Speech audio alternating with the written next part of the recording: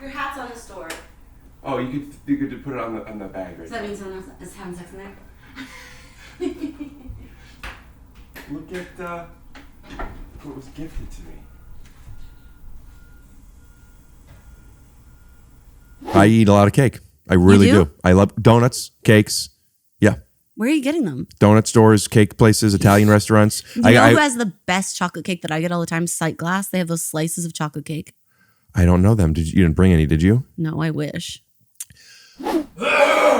You still got it, huh? I'm just, unfortunately, I'm not where I want to be for having such a powerhouse guest as you. But oh, shit. I'd rather have this than nothing. I'll be back in like 10 minutes.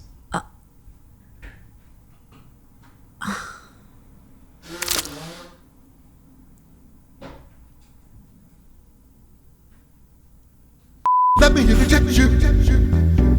When I was younger, I would then call this a cut and say, this reminds me, I would walk off, and then I would edit out all the time it would take for me to get into a really elaborate costume, and I would ask you not to acknowledge it, and I would walk back on like a big snuffleupagus or whatever, and would continue. But like, I don't know if I've gotten to the age or just like I'm doing so much where like pick and choose. I'm doing so well. So I'm like, I do stuff now where I think it benefits at least the person opposite me, where I am not doing all the bits, but like I at least pitch them.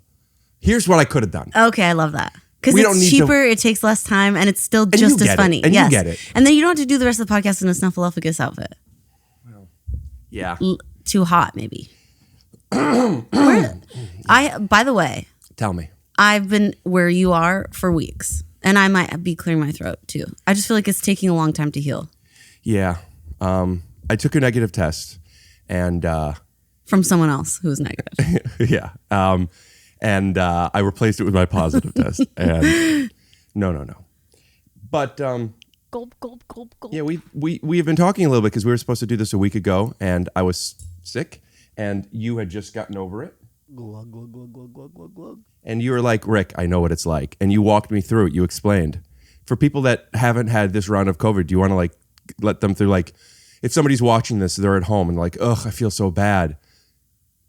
Yeah. Like, say, don't worry, you're not alone. And okay, don't worry, you're not alone. First, you will get your period, and then you will get diarrhea, and then your parents will get divorced. And then someone close to you, but not too close, will get in a really bad fender bender and pass. Pass their COVID test? Yes. Positive? And then you will be free from COVID. Man, I'm really wanting to not feel this way right now. I told you, Ricky. I said, if you don't feel good, you could cancel. This is the best I've felt in a week. I believe it. So I woke up today like this. Things are good. Things are neat. But then I heard you do that fun period joke. And I was just like... Things have taken a turn for the worse. Rock and roll.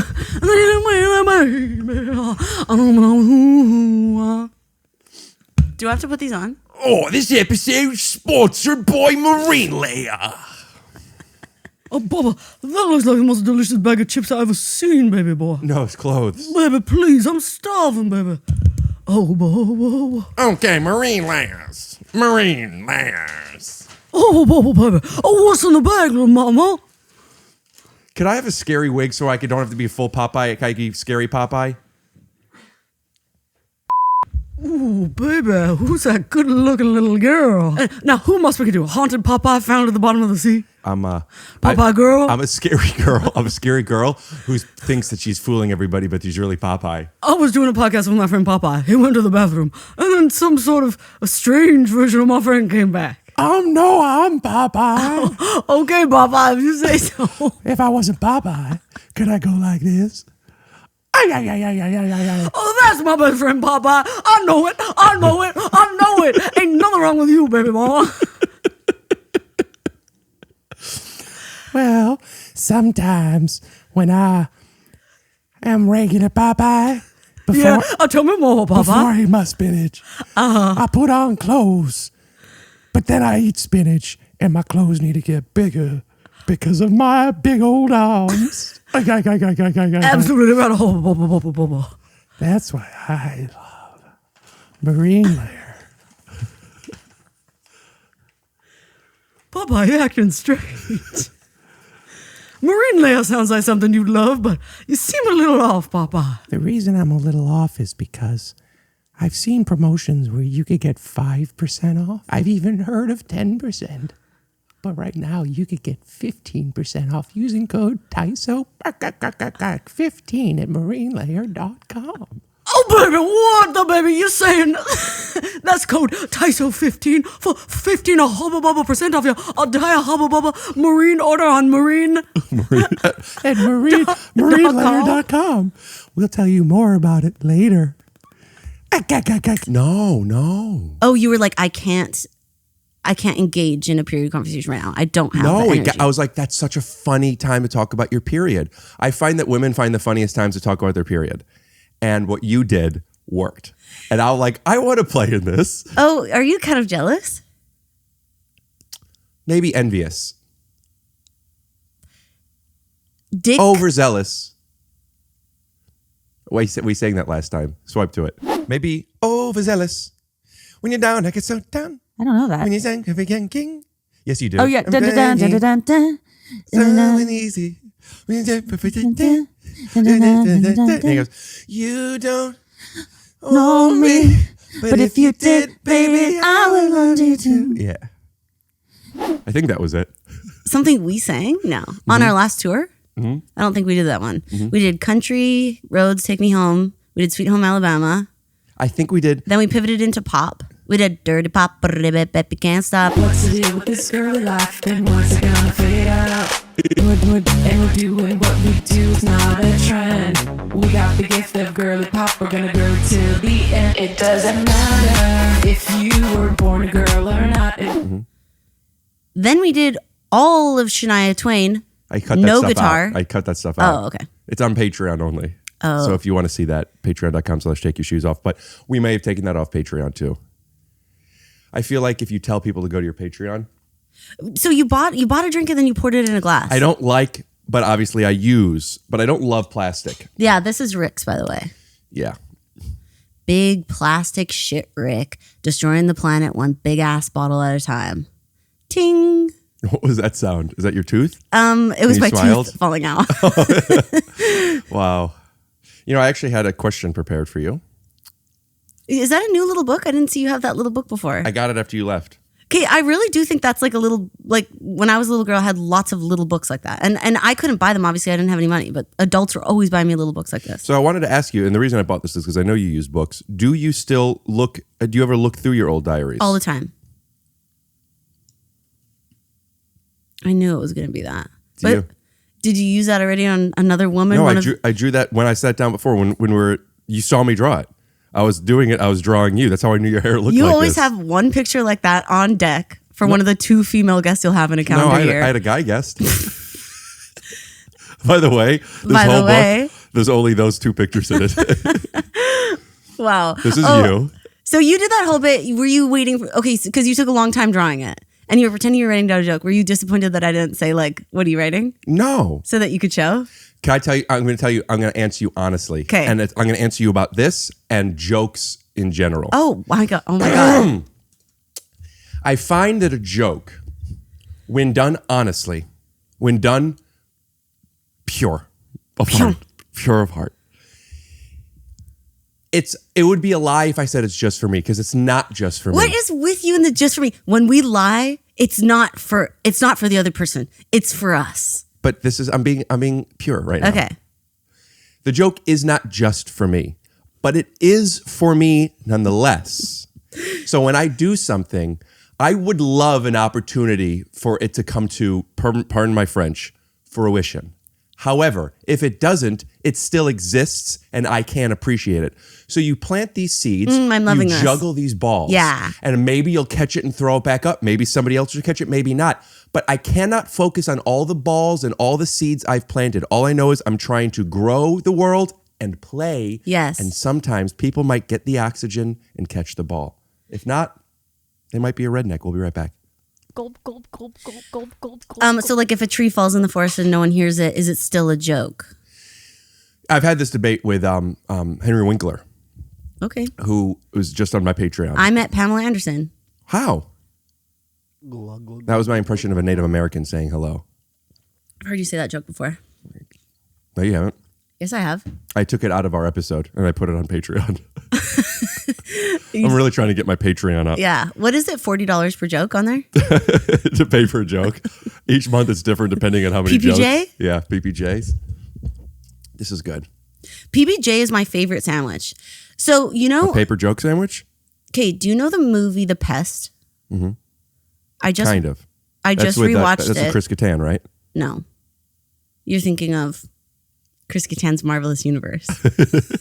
What's The Pest? The Pest is John. I'm so afraid to say his last name because I always say it wrong. Candy. Imagine. Swipe.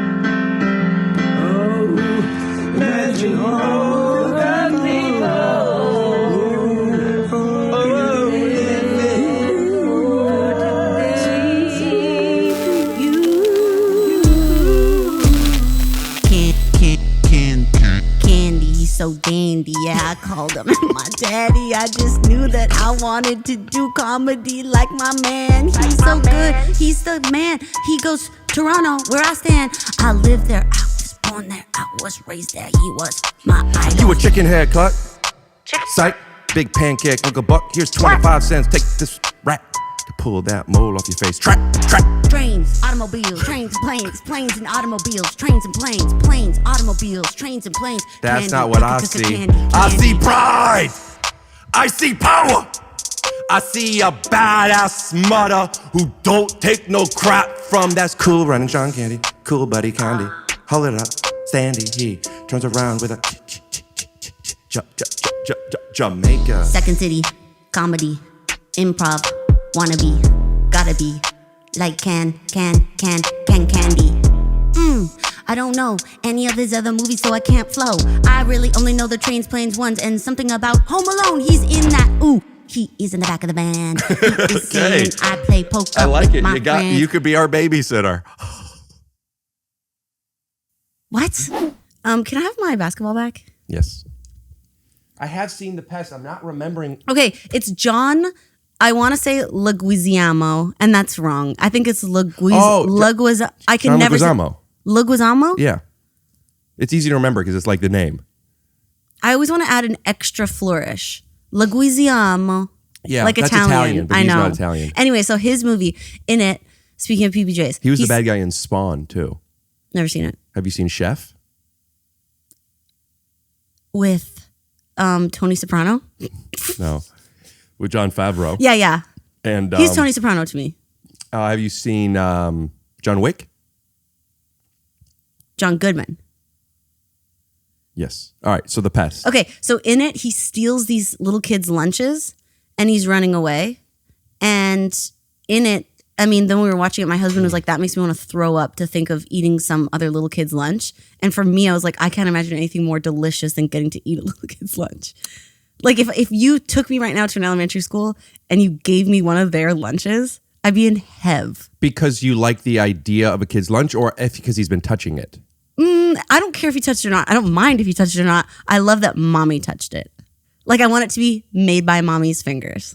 What's your relationship like with your mommy? It's okay. Oh, here we go. No, I won't dive into that. She made really good lunches. But my mom almost made too good of lunches. Like sandwich so crispy, so deli. So crispy, so deli. Who Which, sings by that? the way, Fergie. So crispy, so deli. Fergie. That does sound like it could be Fergie. Also, the word, you know how deli is short for delicatessen? I do. I just learned this year that delicatessen isn't like the most fabulous word you could use to describe something. Like I thought delicatessen and like the word luxurious were like the same word. So if someone had like a diamond necklace, I'd be like extremely delicatessen. Yeah, no, I get that because something about a catessen. Delicatessen? Are you kidding me? That's the most scrumptious word we have. Yeah. And what does it mean? Just did you meat? just find that out? Really? Literally this year, I said something, and I say a lot of stupid bullshit. So I Sure, think the a lot of just people are like, oh, that's just a thing. people don't know if I'm joking or not. Right. But like sometimes I'm deadly serious that I thought delicatessen was the most beautiful Right. word we have. Yeah, I get that. And then someone told me like that's just what deli is. I was like, deli and delicatessen are the same word? My girlfriend makes these noises in her throat, but she also makes you take dates and you open them up and you fill them with like almond butter. Oh, yum. And then you chocolate cover them. Sure. That's delicatessen. Like Right? that's what you're talking about. Like you could eat a Snickers bar, or like the delicatessen version is like this nice. Okay, rich, speaking of, can we talk about Snickers? Because they say, you hungry? Grab a Snickers. right, I'm hungry. right. I'm not going to grab a Snickers. Why not? I'm hungry. I'm going to grab a lunch and then I'll grab a Snickers for dessert. Yeah, but typically, If you were hungry, would you ever go for a chocolate bar? Would you be like, hungry, time for a milk chocolate butter snatch? that's what I call my Don't. favorite chocolate bar. What's your favorite chocolate bar? A Kinder Bueno bar. If we're talking over the counter chocolates, not like truffles. Kinder Bueno. Now that's a good Italian name. Yeah, literally. Delicatessen. Oh well, Bueno means good Yeah. for a good boy. Buena means a good girl. No. Mm-hmm. Wait. No. Well, bueno can just be good, but in the masculine. It's not good boy. That's a good boy. And Buenex is for if you're Latin. You're wrong. No? You don't speak Italian, do you? Pardon. What? It's frogus. A frogus. It's the only thing I know how to A say in Italian. frogas? Really? Yeah, it's the only thing I know how to say in Italian. A frogus. Can I tell you what my coffee is? Yes, please. It's half cold brew. No, keep going in the Italian accent. I only know how to say frogas, and it's Can't you do some Italian accent? yeah, I don't want to, it's like cultural appropriation. Is it? Yeah. I don't know. I don't care, but I don't want to get flagged. There's no way you care. I think you just can't do an Italian accent. I could do an Italian accent. Do it then. It's a coffee. Oh, okay. Keep It's going. a coffee. It's a half of a cold brew. It's chai. Frogas. Frogas. It's half a chai. Affogato. You say many. O latte. A chai and a latte. Vagina latte. Vagina latte. Vagina monologues. Have you seen? No. Is it good? It's something I've always wanted to see. So it's half cold brew, Okay. half chai latte with oat milk. Okay. So when I get a chai latte, I think this is too much oat milk. Fill it with something else then. Fill it with coffee. Right. I also have a shot of espresso and And a- extra cinnamon. bunch of dirt and debris on the Okay, top. listen. I think you're one of the funniest girls that I've ever had over here on the podcast. In fact, I'll even say this. Funny X. You're so funny that when you say something like that, if somebody else said it, I don't think I would think it was as funny. And I'm just realizing something about myself.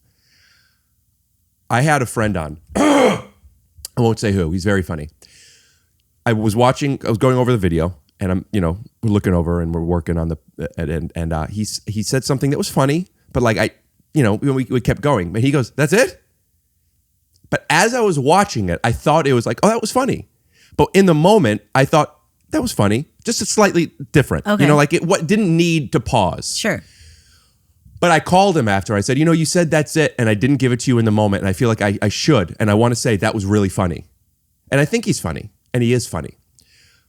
But depending on who says and what they, and it's like, do they do these jokes all the time? What do I think about? And I'm realizing when I've decided, okay, this person has it. By the way, that person has it. Right. But it was a lot. But this is your friend. You've heard them make these jokes all the time. So there's a novelty of like feeling like, oh, this person's so, but it's still so new to me. I haven't heard your dirt debris jokes that much. So when you say it, I honestly feel like, fuck, like when you said the period thing, I really, I'm not joking. Gulp, gulp, gulp, gulp. you have to be joking because you said when women bring up their period, it's funny to me. Yeah, I satirized the compliment. And for that, all I could say is I'll keep watering that seed and maybe it'll turn into something. I had a friend piss blood once out of his penis. And I Where think, else is he going to do it? right, I guess because I wanted to tell you that the friend was a male. But I said, Well, did it say piss bloodo? oh yeah, okay. I had a bueno piss bloodo. And He was good? He was a good boy? yeah, very good boy. But I can imagine that's so scary why guys don't get periods because you'd be like, is it an emergency or no? Call the police or no? Whereas with girls, we have so many different kinds of tubes and pipes. So you could have an emergency one or a non-emergency one. If I have blood come out the wrong place, call the police. Give me an example. Your nose. No, I'm saying in the crotch. So blood's not supposed to come out of The pee butt Or pee hole, yeah. I had poop. I'll bleep that. I went potty. Out of my bum. And when I looked, it was red. Not Beats, you had Beats and you forgot. Beats by Dre. Am I wrong? You're right, but this was my first discovery that Beats do this. Oh, okay. And I don't know why. I vaguely remember this, but I remember I didn't know who to ask, and I called Andrew Santino. Maybe because he has red hair. I don't know what my thought was. Oh. But I called him, and he goes, I don't know, man. He didn't know. I'm shocked you didn't call your mommy. I may have called my mom, and she didn't answer. I probably called my mom Would first. you call your dad after? Second? My dad refers to his bottom as the Ho Chi Minh Trail. Bottom? Mm-hmm. It's a mix of butt and bottom. Because he has, and maybe we have to bleep this. I have to ask my dad. Bum bottom bum bum bum. Ba-da-dum bum bum. Oh, that's from the windows to the walls. 3-6. Ah, damn, she's fine. Monkey chewed tobacco on a streetcar line. That's what I always want to say, and I know that's wrong.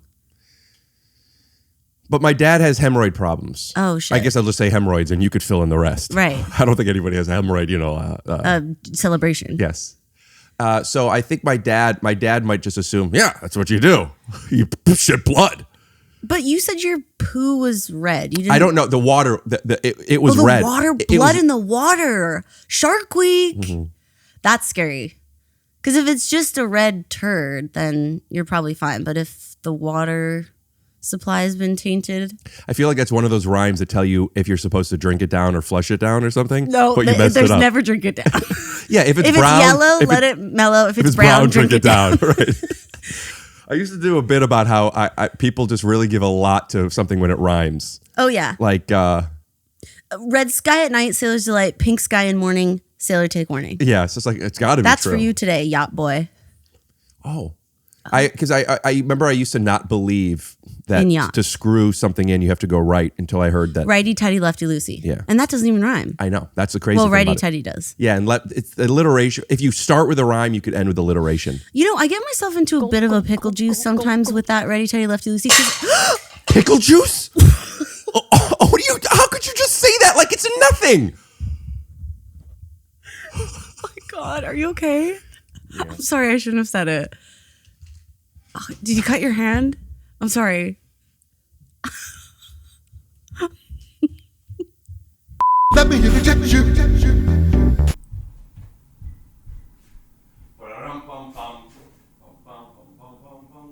Probiotic raw fermented pickles? Why does it have like milk on the bottom? It's so murky in there. Should we eat one? Don't open it. I won't. Let me check you. What do you have your pickles with? I ordered a black bean burger the other I'm day. really scared to smell my hand now, but I have to smell it. Yeah. I mean, if you're going to eat a kid's lunch, you're not going to care about a man's pickles. Actually, Eleanor Rigby. Eleanor Rigby. Yeah. Okay. Lives in a box on the hill in the... Okay.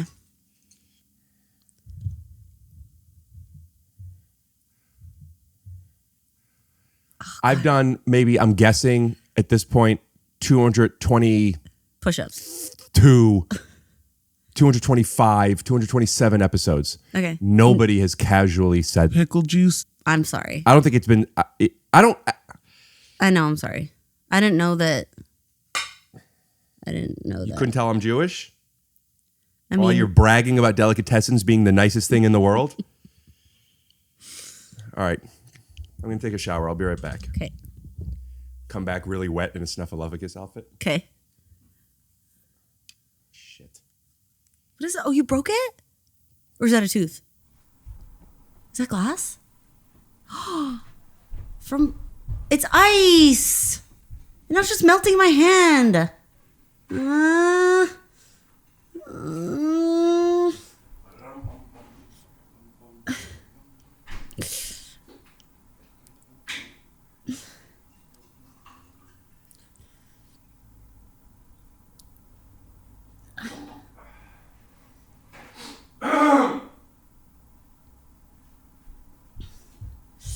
cold. Sorry.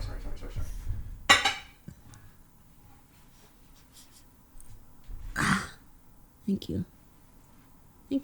Wait, does that have pickle juice on it? I don't want it. You can just dab it on it. No. I get really upset if my hands smell some kind of way. I don't ever like... Yeah, you've been talking about your hands smelling. What's going on? I just don't like if I touch I'll never chop an onion. I'll never chop garlic. I don't ever touch peanut butter with just hands, or if I do, I wash them right away. If there's Question, who does touch peanut butter with just hands? Does that mean like you eat a peanut butter sandwich with a fork and knife, or you don't scoop peanut butter? You know what's the biggest nutty fingers? Is if you have natural peanut butter and you have to stir it, and then it like slops up and slurps onto your fingertips, like when you put the spoon in. It's so gross. Doing it. Oh my God, I hate doing it. I hate doing it. You know what's interesting? Lisa?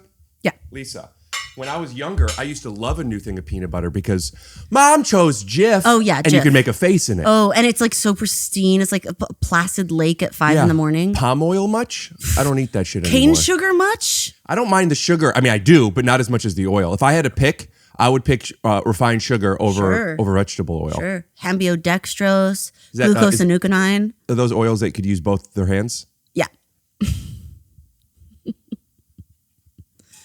So I feel like your problem with what happened was that you're using a little glass bowl as a coaster. Yeah, let's not take responsibility for using derogatory language. Sorry. Oh, you're taking the pickles. It's clean now. If you're looking for just the right flooring, you need choices. And at Marshall Carpet One, you'll certainly find them. Jesus Christ.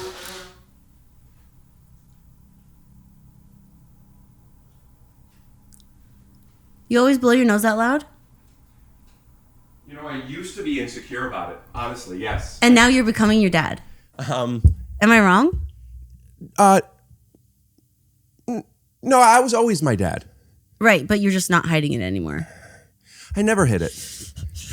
But I used to be very insecure about, because I do have to blow my nose like that, and I try and do it quietly, but nothing comes out.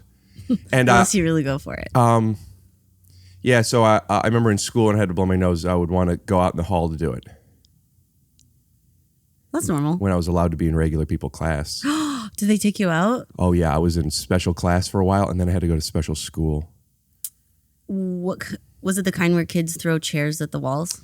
It was, and jumped out the windows. And I've talked about it on my pod before. It was called PEP, Positive Education Program. And there was restrainers. Ours was, and each class had a restrainer.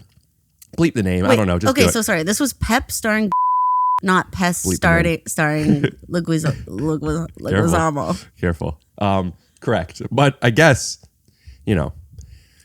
Anyway, so yeah. Okay, so was the Undertaker who would like take the kids and hold their throats just so he went would hold to them down on sleep. the ground. Oh. When they were like either fighting or trying to run away or something. Like when you would go to, I've talked about this, I feel like recently, but you probably didn't watch that episode. When like going to the bathroom, like sometimes you just commonplace, you'd be walking around like multiple kids being held. Get the fuck off me! That kind of stuff. Multiple. So yeah, sometimes there were literally multiple kids. But doing all of them. No, he's got a foot on one. He's got a hand on the other. Each class has its own restrainer. So so was your personal restrainer? Not mine. My class. I was never restrained. You never got restrained? No, but he did drive. You get stars, sticker stars when you do good things. Like when you if you don't say the N-word or something. Oh, and you get enough stars, you get to buy stuff. So wait, are you just getting a sticker every what's the increment? Every 5 minutes you Maybe go without once saying every the day, N-word? I think. But other things too. Because how do you reward something that's not happening? By it's the same way you reward somebody for having a clean room. You don't do it every time you walk in, but at the end of the week or the end of the day. Oh, okay. But I would earn so many stars that I could fucking buy the place. Wow. So they had to invent the things. stars were money? Yeah, because you could buy snacks or things. Oh, from the prison canteen. They had a treasure chest full of chocolates. Oh, cool. Yeah. And I would be I have so many fucking stars. Oops, so swore just lost one. Who cares? Yeah, I can afford to lose a couple here and there. How about I'll use 8 stars and then drive me to Burger King for lunch? Yeah, right. I have a 401k with stars. 401,000 fucking stars. Oh, 400,999. Yeah. And who cares? Count. Yeah. Fuck, I said it again. Count again. 98. Do the whole number. What was it again? 400. Hard, right? No, it's Can't not 401. count how many fucking stars I have. 400,997 now. But the name drove me to Burger King multiple times a week. I would just be front loaded with these stars to get me lunch. Do you think was scared? Like he's like, this kid's amassing so many stars. He's gonna be my boss soon. I better get on his good side. Maybe. I did tell this story once, but I want to tell you because it is really funny. I'll do a short version. I got out.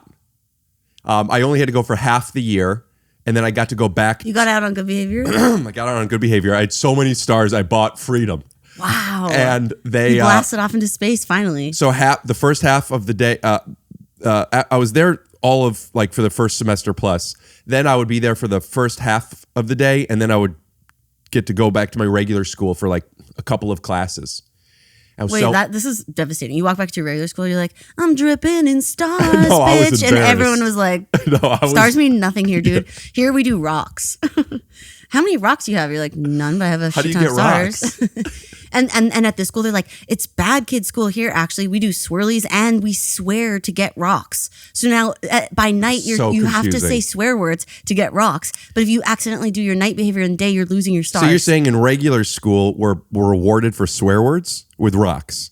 Because in regular school, the teacher isn't king. Bleep the name. The children are king. Social rules set the stage for night school. Oh, like that book that we read. What's it called? Nighttime Balloon Farm. All the kids own the place? Yeah. The Simpsons did a mockery of it? Come on, it's like one of the most famous books. In America. Lord of the Flies. Oh.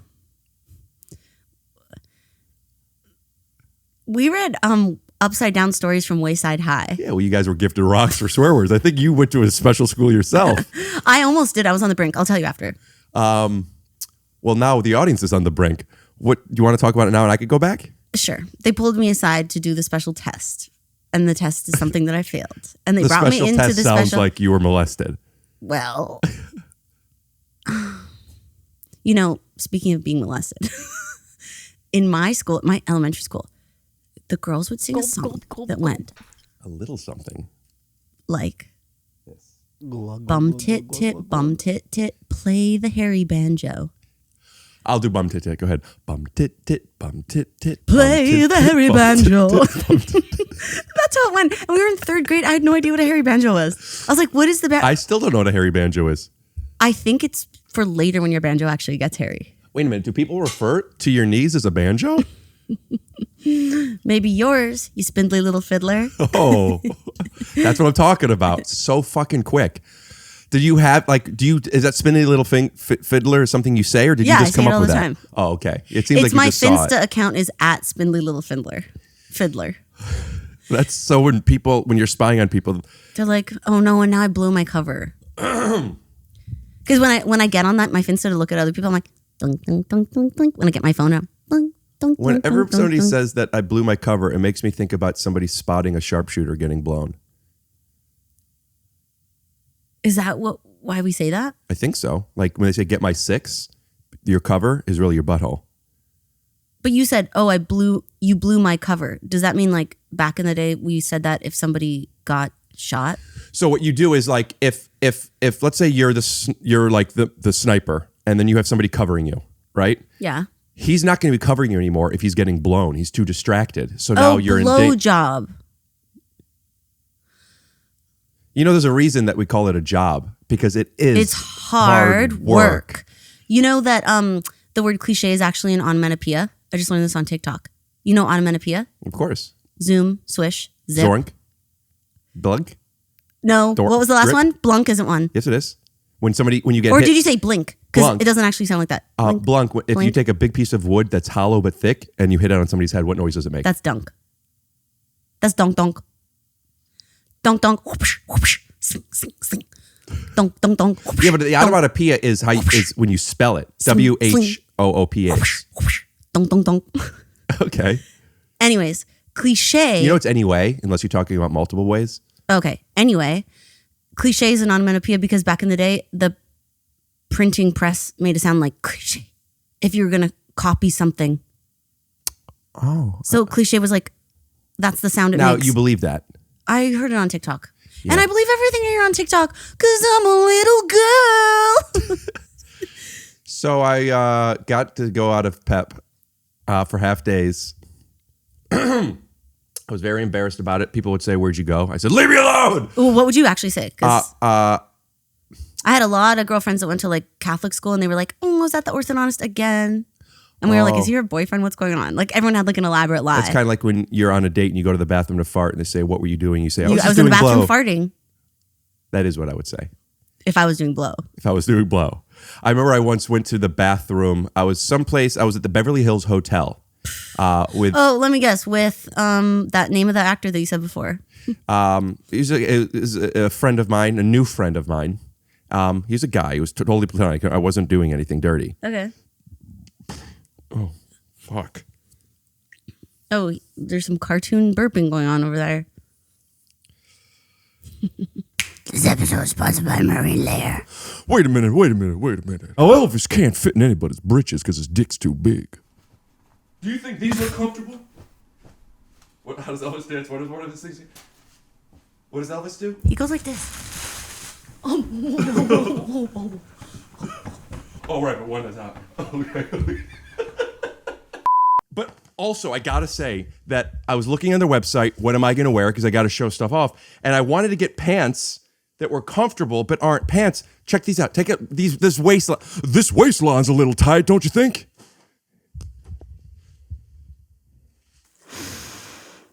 La la la la la la. These look like the other pants I just had on. The difference is that they feel like so much better. They feel so much better on. Say pants fit for a king. These things are pants fit for a king. Like, get it, king? Yeah, because of LeBron James. King James. Hey, Popeye. Hello. Papa, can I see what that shirt looks like, huh? Baby? Wow. Well, that can't look that good and be that soft. Which one is it? Does it look good or is it soft, baby? Wow. La la la la la la. It's official. I found the softest t-shirt of all time. I can only say that if it is soft. Is it soft? Can I feel? Yeah, uh-huh. What size do you wear? I wear la la la la la large. You know what the king says? What? The king. Oh. What does the king say? The king says, well, sometimes you have to show people who you really are. What? Who you really are. Yeah, who you really are. And yeah, some people think I'm a king, some people think I'm a goat, but not because I'm Elvis, but because I'm me, the way you should be you. And the best way you can be you is to show up authentically and to show up comfortably. Hi, my name's Rick Glassman from the Take Your Shoes Off podcast, and I was just sent some clothes from Marine Layer. Now, they were willing to give me a certain amount of clothes for free to try, but I liked the website so much, I actually spent some of my own money on it as well. I know what you're thinking. Who cares? He spent his own money? I just want to be transparent that this wasn't just gifted. I really liked it. Now, I have one more piece that I haven't showed you. Ooh. What was that? That's you like it. That's you. I like it. I think we can all admit the perfect tea can be hard to find. Look no further than Marine Layer. For a limited time, go to marinelayer.com to get 15% off using code TYSO15.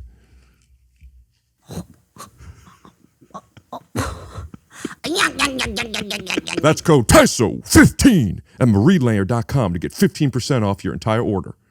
Save in your closet one shirt at a time. Well, Rick, that was a lot of fun. Thank you so much for having me on. I'm so excited to do, I really want to talk about my ASCAT for a second. I'm so excited to do my improv on stage. You know, I won an award for some of the acting that I've done. What was On that a award show from? that not a lot of people saw. Why didn't they see it? The rumor is it wasn't that good.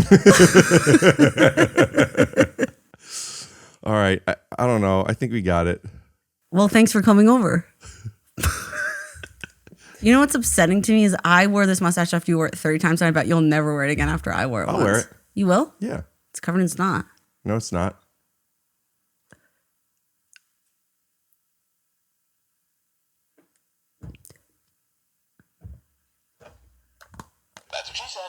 If you want to see more of this stupid shit, check out patreon.com/takeyourShoesOff. Why are you always having to promote everything all the time? Why can't you just fucking live?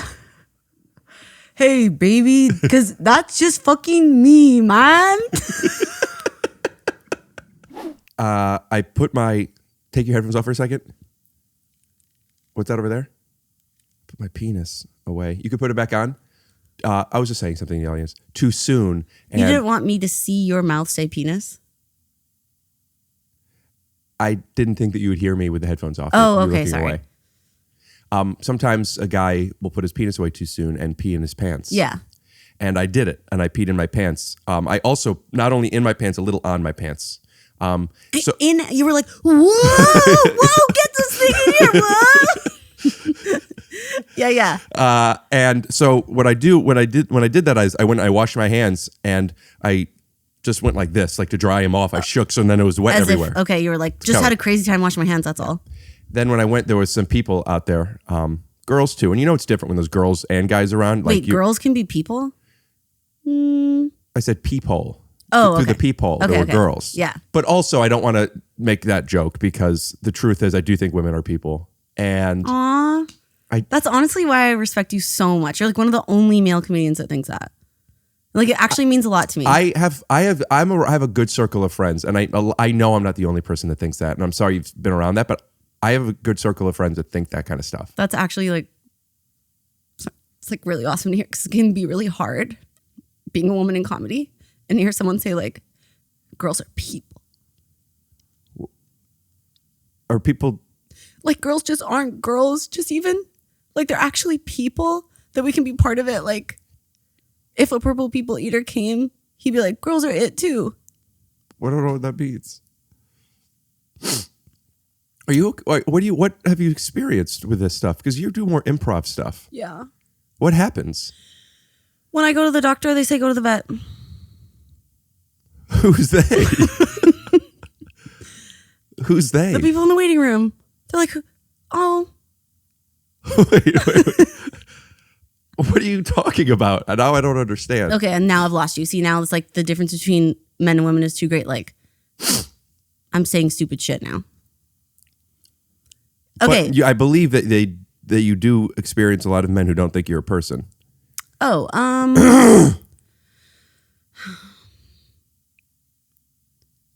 every time you clear, I see you wanting to go back into it. No, here's the problem. Every time you clear your throat like that, it's making me think of a... Wait, go ahead. Yeah, right.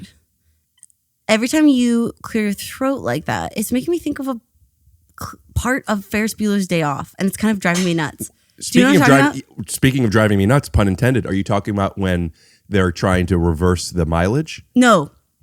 It's, you know what it is? It's when Cam's on the phone and he's calling the school and he's pretending to do the, and he goes like, Rooney! Yeah, like that. I do know what and you're that's talking every time you clear your throat, can you say Rooney at the end? And then, or next time you do it. I'll try to, but if bet it it'll makes you sound feel just any like better, it. whenever I make a reservation at a restaurant, I make it for Abe Froman. 4 people for Abe Froman, please. Isn't that kind of how he sounds when he does it? I don't remember what the voice is. Like that? I don't remember that part. I just know that he's a sausage king of Chicago. Yeah, I think he does a voice kind of like that. Or maybe I'm thinking of the lion from Wizard of Oz. Are you talking about when you were trying to get in to see Wizard of Oz and there was a line on the block? And it said people only, and they found out I was a girl and they kicked me out. Of the line to Wizard of Oz? Yes, the line. Anyways, okay, so. Anyway, you, day school, night school. It wasn't day school, night school. Well, it was the morning and the afternoon. I'm calling it that because, like, on a scale of like good and evil, light and dark, I'm considering them to be. Which one's evil? The regular. Why? Well, because you already said that you were embarrassed and kids were being like, "Where were you?" So that feels like the bad place. They were asking, "Where were you?" They weren't.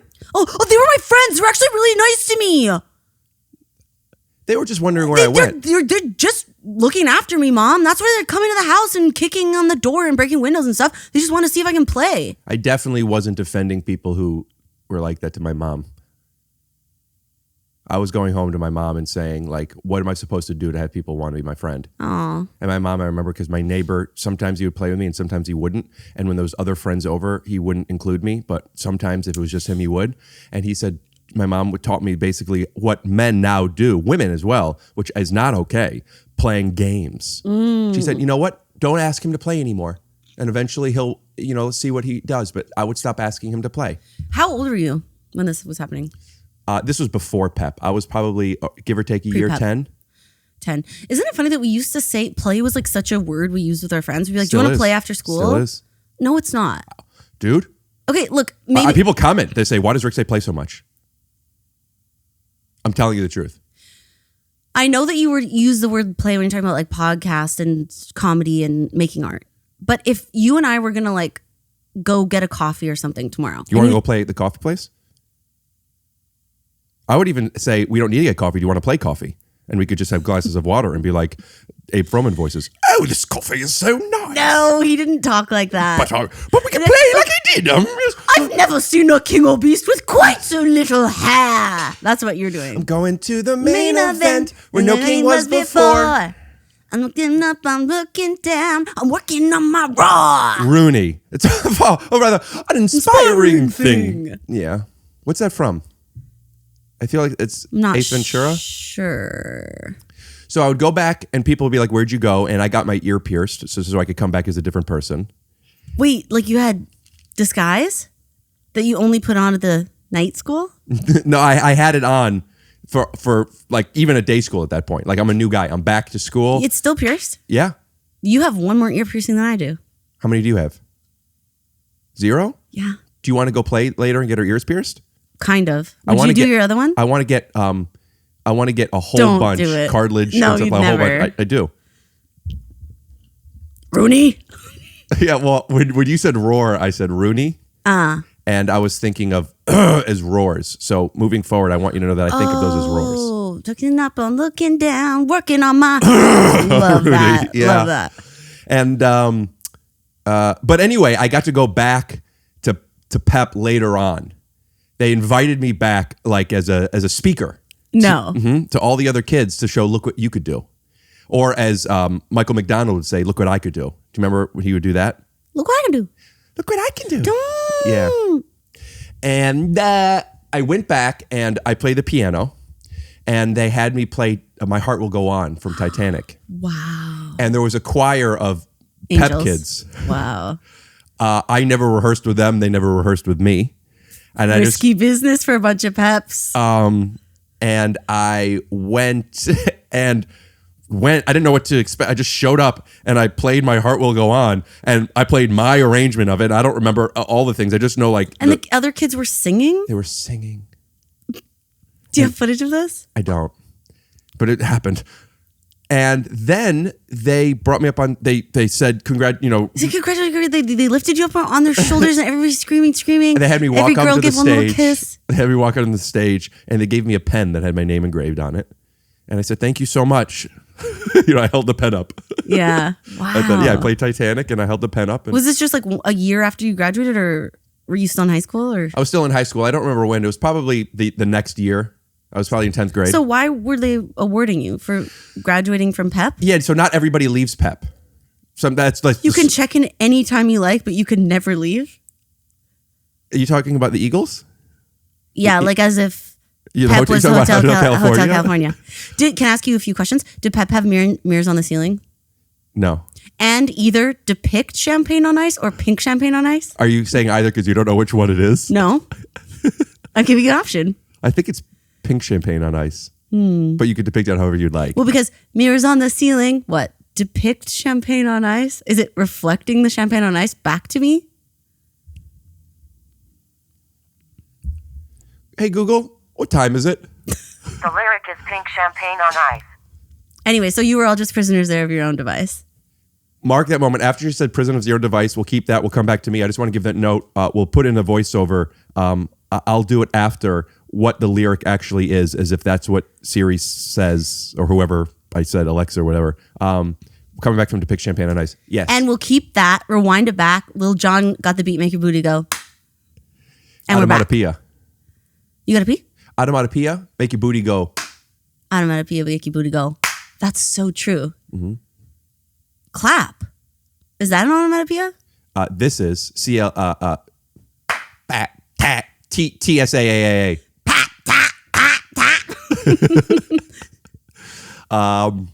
It sounded like you were in a room with a lot of flies, and the flies. That's how the flies were dying. Wait, like I'm just crushing them, but I have to say that while I do it. That's the noise the flies are making, but you're doing it for them. You're like just being like an That's evil their fly reaction killer. sound. When you find a bug in the house, I know what you're gonna say. I'm Ricky Martin. I keep them alive. I scoop them outside. does Ricky Martin do that? Yeah, that's his whole. Or That's do you what his think whole my last album's name about. is Martin? That's what his whole album's about. Don't you speak Spanish? Piquito mas. Bueno. Buena. Anyways, I know that you love bugs. I don't love bugs. Well, last time I was here, you were like acting so noble. Like What would I told happen you if to kill me a bug and and the you guy, the lead singer of Coldplay, had a baby? You know what its name would be? Ricky Martin. Have I told you that before? No, but I could do the math because I'm smart. What's 9 times? You didn't say the second number Yes, loud I did. enough. It doesn't matter if you'll ever be able to say it or not because I won't be able to do it. 9 times 3. Are you good at math? Name any 3 numbers. 22, 46, 18. Heard of them all. Wink as if you haven't. I'm really good at numbers. But you know what's interesting? When I see them, I want to be them. but when I hear them, I will be near them. okay. All right. So do you have synesthesia? Is that what you were going to say? Everyone's talking about that these days. I don't. But you wish you did. No. Then I have 2 wishes left and I can see some colors. No. Thank you. I'll save my wishes. Are you colorblind? I don't see like race. There was the other day a black guy came up to me and he was like, And you were like, where are you? yeah. Another time, Where's that voice coming from? Another time, a white guy came up to me and said, and I honestly didn't know which one. And then was, someone came up to you and said, oh, see? Okay. A Chinese guy came up to me and he said, excuse me,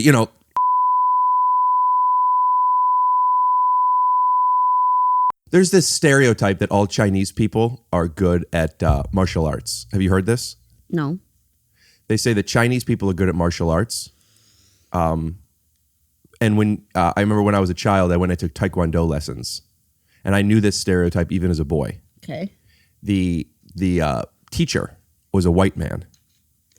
And as a kid, I thought, Not gonna work. no, because I saw Dragon the Bruce Lee story. Yeah, I thought, I still trained for many years.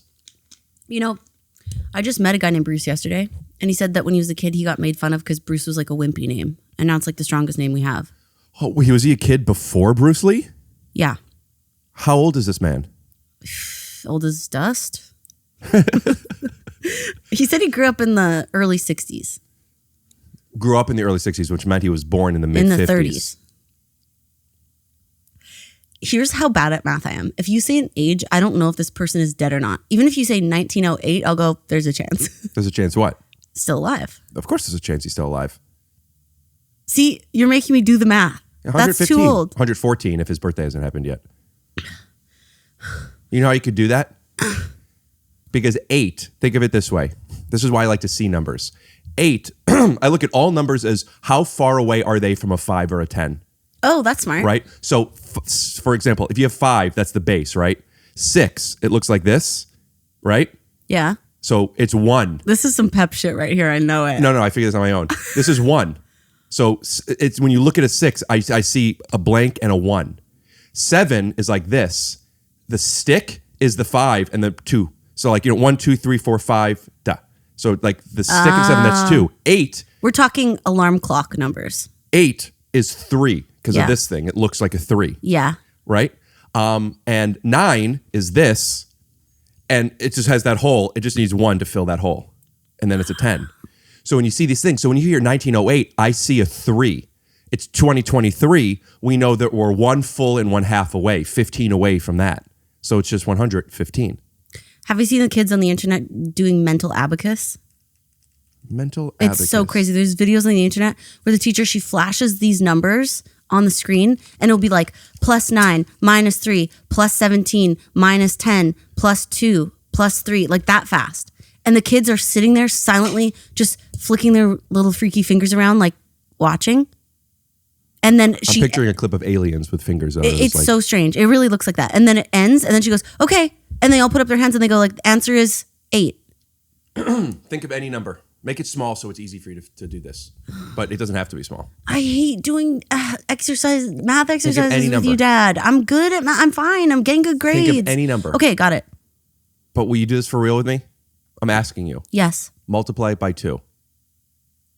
Done. Add 10. I can't. Really? Because I forgot what my number was. Think of any number. Okay. Multiply it by 2. Okay. Add 10. Okay. Divide it by 2. Okay. Subtract the original number. Okay. 5. No, it was 2. Really? Yep. 2. Multiply by 2. No. 4. No. Add 10. 14. Divide it by 2. 7. Subtract the original number. 5. I'm actually scared you're going to hypnotize me right now because I feel that I'm... Pee your pants. Okay, balls. So you pissed your pants and then you flicked water all over yourself and then you went out and what? Oh, right. And then they go. He goes in front of all the girls. He goes, "What happened here?" I said, This is in high school? This is pep? No pep. "No, this is beyond pep. This is 10 years ago. Okay. 8 years ago." Because what happened? I go, I peed my pants and then I flicked a lot of water on it. And then it was then when I realized, always just... Tell the truth. Well, I already knew that before. Oh. But always feel comfortable. Telling the truth. Always feel comfortable. Oh, period. Try as hard as you can AFC. to not try and avoid. Because the reason we lie... Is not for the other people. It's for us. It's to protect our own shames. Gulp, gulp, gulp, gulp, gulp. It wasn't until 6 years ago that I learned that I could just say, I'm just kidding. Like, I would never say that. That's funny. I just learned this year that you can say, I'm just kidding, after saying anything. Were you checking the levels? I was checking the time. But I had jokes like I would go up there and say like, I wish I were Mexican and a realtor. Sure. So that I could start a business called What Up Homes. And like that would get a massive... I wish I was Mexican and a realtor so I could start a business called What Up Homes. Why did you do that? Just something just to make sure that we could the subtitle levels this. for the audio? Well, yeah, it was some certain things like because I didn't hear it that well, I want to make sure we could mix that properly. Okay, cool. I want to now cut to a clip of me doing that joke at a club. I was thinking about, I would love if I was Mexican and a realtor, so I could have a business called What Up Homes.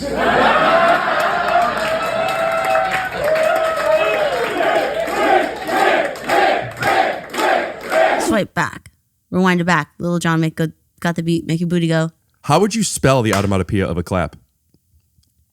CLAP. Tell me what the deal is with you and your mom. Well, my mom's a great lady. She made great sandwiches when I was growing up. And I mean, we've lived apart for so long, different countries. Is that true? Yeah. Where were you born? In Edmonton, Alberta. Oh, yeah, right. I knew that. And then I knew it was Alberta. I didn't know it was Edmonton. And then I moved away to Toronto, and then now I live here. So it's been a while since I... Did you grow up in a household with married parents? Yeah. But then they divorced Did when I Claire's was... parents have a really good marriage? Did Leave It to Beaver ever cleave it the sleever? Oh. Did you go to a private school? No. That's the thing. I never really knew about private schools until I got to the United States. I feel like everyone here is in a private school. People that are, just so you know, when you're here, people here don't call it United States. It's like people don't call it Cali. They call it California. Some people call it Cali. No, you call it I'm the going US. back to Cali. So who's wrong there? But that's a song. No, it's not. He says that part. He talks that part. He's not going, bang, bang, bang, bang, Okay. That's a song. Well, we call it here the US of A. That's what Americans say? Mm-hmm. I bet in some parts of the country they do. So your parents got divorced after you left? Because of me. Because I left and the glue was gone. Will you tell me, I don't remember if we talked about this. Do you have any siblings? Yes, I have an older sister who's an accountant. Oh.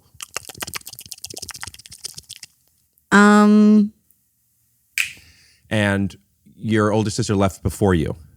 Actually, that's the other thing about Canada is you kind of stay around for a while because your university is right there in your town. You don't have to go away and you don't have to spend all of your money on it either. I thought it was because everything was so obvious, so you can say a duh.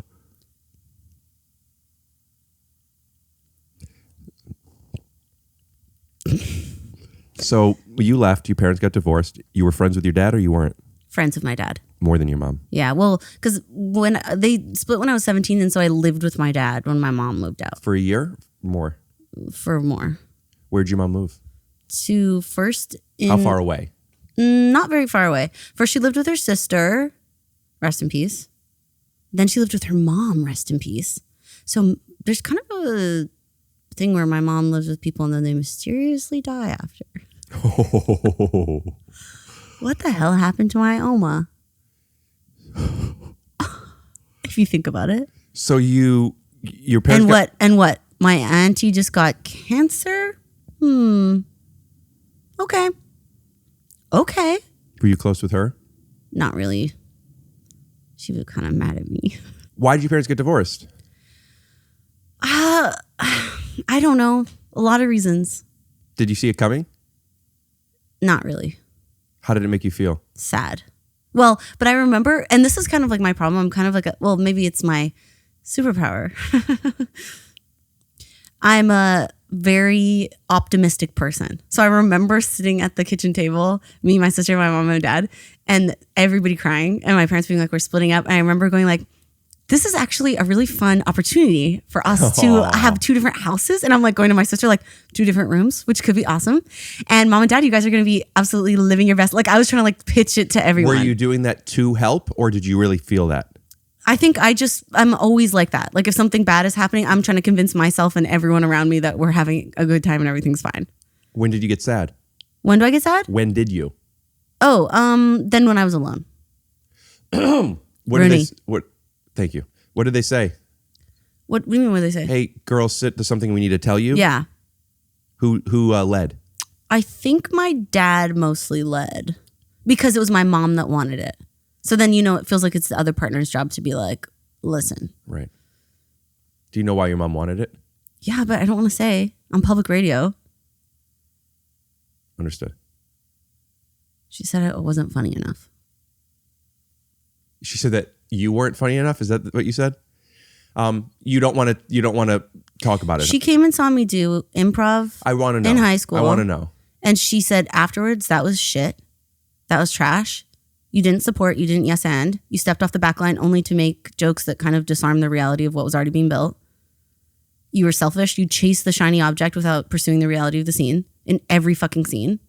You couldn't make any of the tie-ins or callbacks that you made didn't quite make sense. Would you explain what chasing the shiny object means? Because I've never heard that term. I could guess it's just looking for the sparkle, but nothing that serves as a scene. I love this question. So it's like if you and I were doing a scene, let's do it right now. I'll show you in real time what chasing the shiny object is, okay? Yeah. Okay, well, our suggestion is? Divorce. Okay. Honey, there's something I need to talk to you about. I know. You think you know what's coming? Mm-hmm. Well, I'd like to separate. You want I'm to going play to go. basketball? Yeah, I want to play basketball. I'm going to go join the NBA and I'm going to slam dunk the funk all day long. You probably noticed I'm 12 feet tall. Doop, there it is. So is that chasing the yes, shiny object? because you made one thing that was like slightly funnier than what was going on. So I just like abandoned the divorce conversation and now I'm a basketball player. That translates. Yeah. I do it a lot. We do it a lot. Yeah. Okay. Doop, there it is. So, by the way, me saying that just now made me think of the beginning of Crazy Stupid Love. What's the beginning of it again? Where Julianne Moore and Steve Carell are like, they're having dinner and like, I don't remember it exactly, but I think it was something where she's like, I don't think it definitely wasn't this, but it's like, all right, say what you're thinking. 1, 2, 3. And he goes, I'd like to, what do you want for dessert? I want a divorce. It wasn't that, but it was like something like that. Something like they're on two completely different pages. Oh, was it one of those classic, like, I have to tell you something. Me too. Okay, you go first. It wasn't, it was better done, but yes. Or the really sad person is like, has something heavy to say. So stupidest mistake in all of cinema. Like, I have to tell you that your son is dead. And I'm like, oh, I have to tell you something. You're like, me too. I'm like, go ahead. Why would I let you go ahead? Yeah. And then you're like, I got my son a new little automobile. Yeah. And then I have to be like, okay, I'll go second. Yeah. Your son's dead, actually. The That's automobile has been rendered useless. Sometimes if I'm talking to somebody, let's both talk, and then when we do, and then you say, go ahead. Okay. I'm sorry. I'll go ahead. I'll go. So, I'll go. yeah. On Saturday, so is it like that? And then it just never ends? No, it does end. Okay, when does it Once end? I say I'll go, you stop. Okay. Oh, okay. Okay. But once we realize you go. Okay. Okay. And then stop. Yeah. So I was like, I'll you go. So I was drinking from the water fountain the other day, and like that. What about it? What of it? What of it though? That was gorgeous, by the way. The feeling of that was so good because we both agreed on something. It's so rare to like simultaneously agree. But that's feels so good. Now you're way more experienced than me because I left the Sexually. improv world. Well, yeah, of course. Everyone calls you the slut of comedy world. I left improv behind to focus more on stand up, and boy, are my arms tired. Yeah, I knew it. However, what I learned and have taken with me, and that I think is like the truest religion of improv, and I say and jeans. Horseshoe. Yeah. It was like the hyena. Wait, is it a horseshoe or is it a little like Buddha? It's a horseshoe. I feel like feel it's like both. it's a Buddha sitting in a horseshoe. That can't be. Buddha, Alexa, what Buddha time is sitting it? in a horseshoe.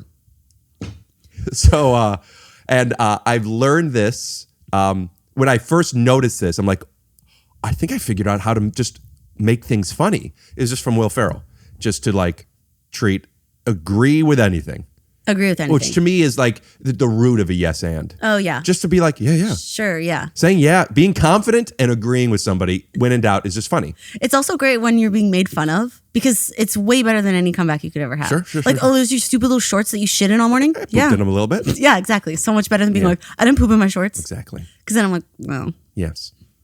But something stinks. But your dad was basically like, the scene before was your mom telling your dad something that you don't want to say publicly.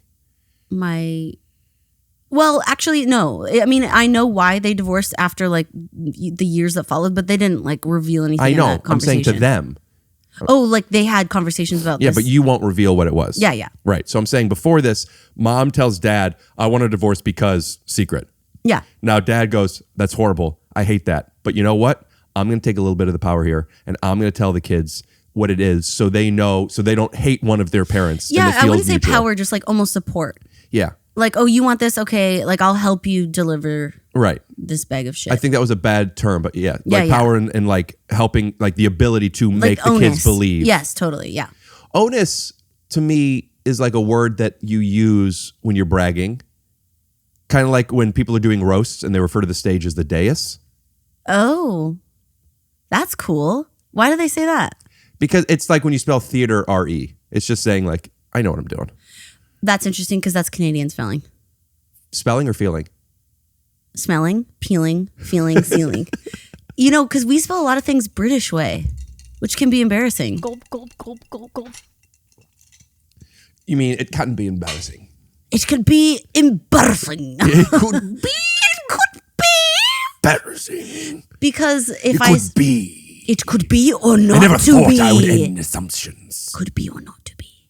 A strange but unspeakable thing. But maybe just a glimmer of reflection when allied to my visions and brains. Go like this. Is that Frankenstein? Do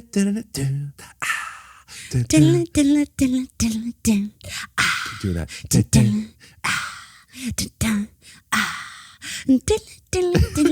I know that our powers of retention are as wet as a warthog's backside. But think as you are. Pay attention. My words are a matter of pride. So prepare for the chance of a lifetime. Be prepared for sensational news. And now you go like this. A shining new ear, I'll do it, is tiptoeing nearer. This ain't a Where Do We feature. Just listen to Teacher as Aliens. Where are we, teacher? No, it's undaunted. Where are we, But teacher? please be warned. But Where at last, are we? I have given Where my are we, news. teacher? And injustice deliciously squared. Be prepared. Dun, dun, dun, dun, dun, Be la, la, la. prepared for what? No king. For the death of the king. Great idea. No king. No king. Idiots! There will be a king. But who's gonna be the king? Yeah. Is it gonna be you? Stick with me. Stick with me, and you'll never go hungry.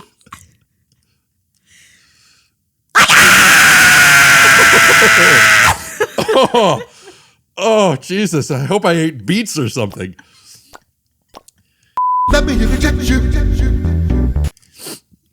Fun callback. So your parents are getting divorced. Your dad took the onus. Onus. He took the dais. Right. And he announced. And then is that what it's called? Dais? Mm-hmm. And then your mom left to move in with her sister, and Yes. your dad kept the house. Yes. Now, what's interesting is not only did your dad keep the house and the custody, your mom was the one that wanted the divorce. So does it feel like your mom said, I will get rid of my children as long as I could leave my husband? Did you feel that a bit of abandonment? Speak on that. No, I didn't. It's okay. I think she wanted to spread her wings. Right. So I think that was like part of the big. Like Iago. Like Iago, exactly. Or did you ever see the movie Baby's Day Out? Oh. Dunk, dunk, dunk. Oh, wow, it's $300. The bird was? Mm-hmm. I grew up with birds. We know. Yeah. Did I talk about that? You just have bird vibes. Do I really? Thank you. Yeah. So your mom spread her wings, and Oh, she's spread. oh, I think now I understand why she wanted the divorce. When was the last time you talked to your mom? Maybe 2 days ago. When was the last time you talked to your dad? Well, my dad is on a very exciting motorcycle trip right now. So it's been hard to talk to him. That sounds like what your parents say about your dog when it dies and you don't know where it went. It's like his journey to heaven. He's actually having a really good time. He's on a motorcycle trip. Yeah, that's what it is. He's never been happier. He's on a motorcycle trip with Jesus, and when he looks back at the highway, there's only one set of tire marks. And he's like, Jesus, I thought you were riding with me. And Jesus was like, psych, you were on my bike. Oh, I thought it was going to be something completely different. You don't know the Footprints poem? Well, he was riding with you, but Father he's been God, carrying you. I walked along the beach, and my life was so hard. There's only one set of footprints. But when I look in the sand, Father God, I only see one set of footprints every time my life was the most hardest. Why did you leave me, my son? I never left you. I never left you. When you see pairs of footprints in the sand on your hardest day, It's because I was carrying you through it. That was when I was carrying you. Right. That's a very old-timey thing for that. For that, For comma, is when fill in the blank. When you're writing something to somebody and you say, however. Oh, I only do that in a very business email. Yeah. You're not going to write anybody unless it's business. And then do you put a comma after however? However, depends. Give me an example of when you would not use a comma. First day of my period. If the cycle's fresh, I don't do commas. Is there something about periods that make you use punctuation differently Yes, because like exactly, it's a period? Exactly. With a heavy flow, do you refer to it as an exclamation point? Like do you do like punctuation puns? If I have a heavy flow, I do a period between every word when I'm texting so that people know it's first day. Do you ever do a clap emoticon between every word? Emoticon? Yeah. Now who's the deus now? Well, I was just talking about when they use... Therefore, and however. I'm talking about when people make points We don't like do that this. anymore. Remember when the clap emoji was fresh? We were like, let's clap. And now we don't really do it so much. Yeah, things kind of age out, right? You kind of are a clap guy on Instagram, though, I've noticed. I love to clap, clap, clap, clap, clap, long and loud and clear. You know what it's from? Mm-mm. Mary Poppins. I don't remember that movie very well. I'm going to tell you another onomatopoeia that I learned from the same TikTok video. I saw Jason Alexander really praising Dick Van Dyke recently, though. Is Dick Van Dyke Dick Van Dead? No. He's not? No. You're kidding. No. He's got to be 1908 birth year. 115 years old soon. Chitty chitty bang bang, chitty chitty bang bang, I love you. Me won't. Chitty chitty bang bang, chitty chitty bang bang, dee dee. That's with the hot air balloon, right? Chitty chitty bang bang. Imagine there was a hot air balloon that made the sound chitty chitty bang bang. Wouldn't you be like, I thought that's what it was. It was they added the engine, and when it was like trying to get started, it was chitty chitty bang bang, chitty chitty bang bang. chitty chitty fucking bang bang, fuck. This is a bad Cartman impression. Whatever. So, you're a daddy's boy when he's not on his motorcycle trip? Oh yeah, so he's on a motorcycle trip to come see me right now from Alberta. So it's a long ride. Yeah. It's like, that's why I haven't talked to him in a while, because I keep missing his window, because he gets to his hotel and he goes to sleep usually while I'm doing like a show. And then he's just riding for 15 hours. He's riding like 8 hours a day. And then he leaves before I'm awake, and then... Cut to your dad. If we could set up a video of him, and we'll put in the music. You know, that's from, right? Family Guy. Yes. Oh, you got your bombas on. Tall soccer bombas. Yeah, but that's like the house. Remember the socks in Wizard of Oz? Oh, yes. Twinkle Toes. Now, have you seen the play Oz? No.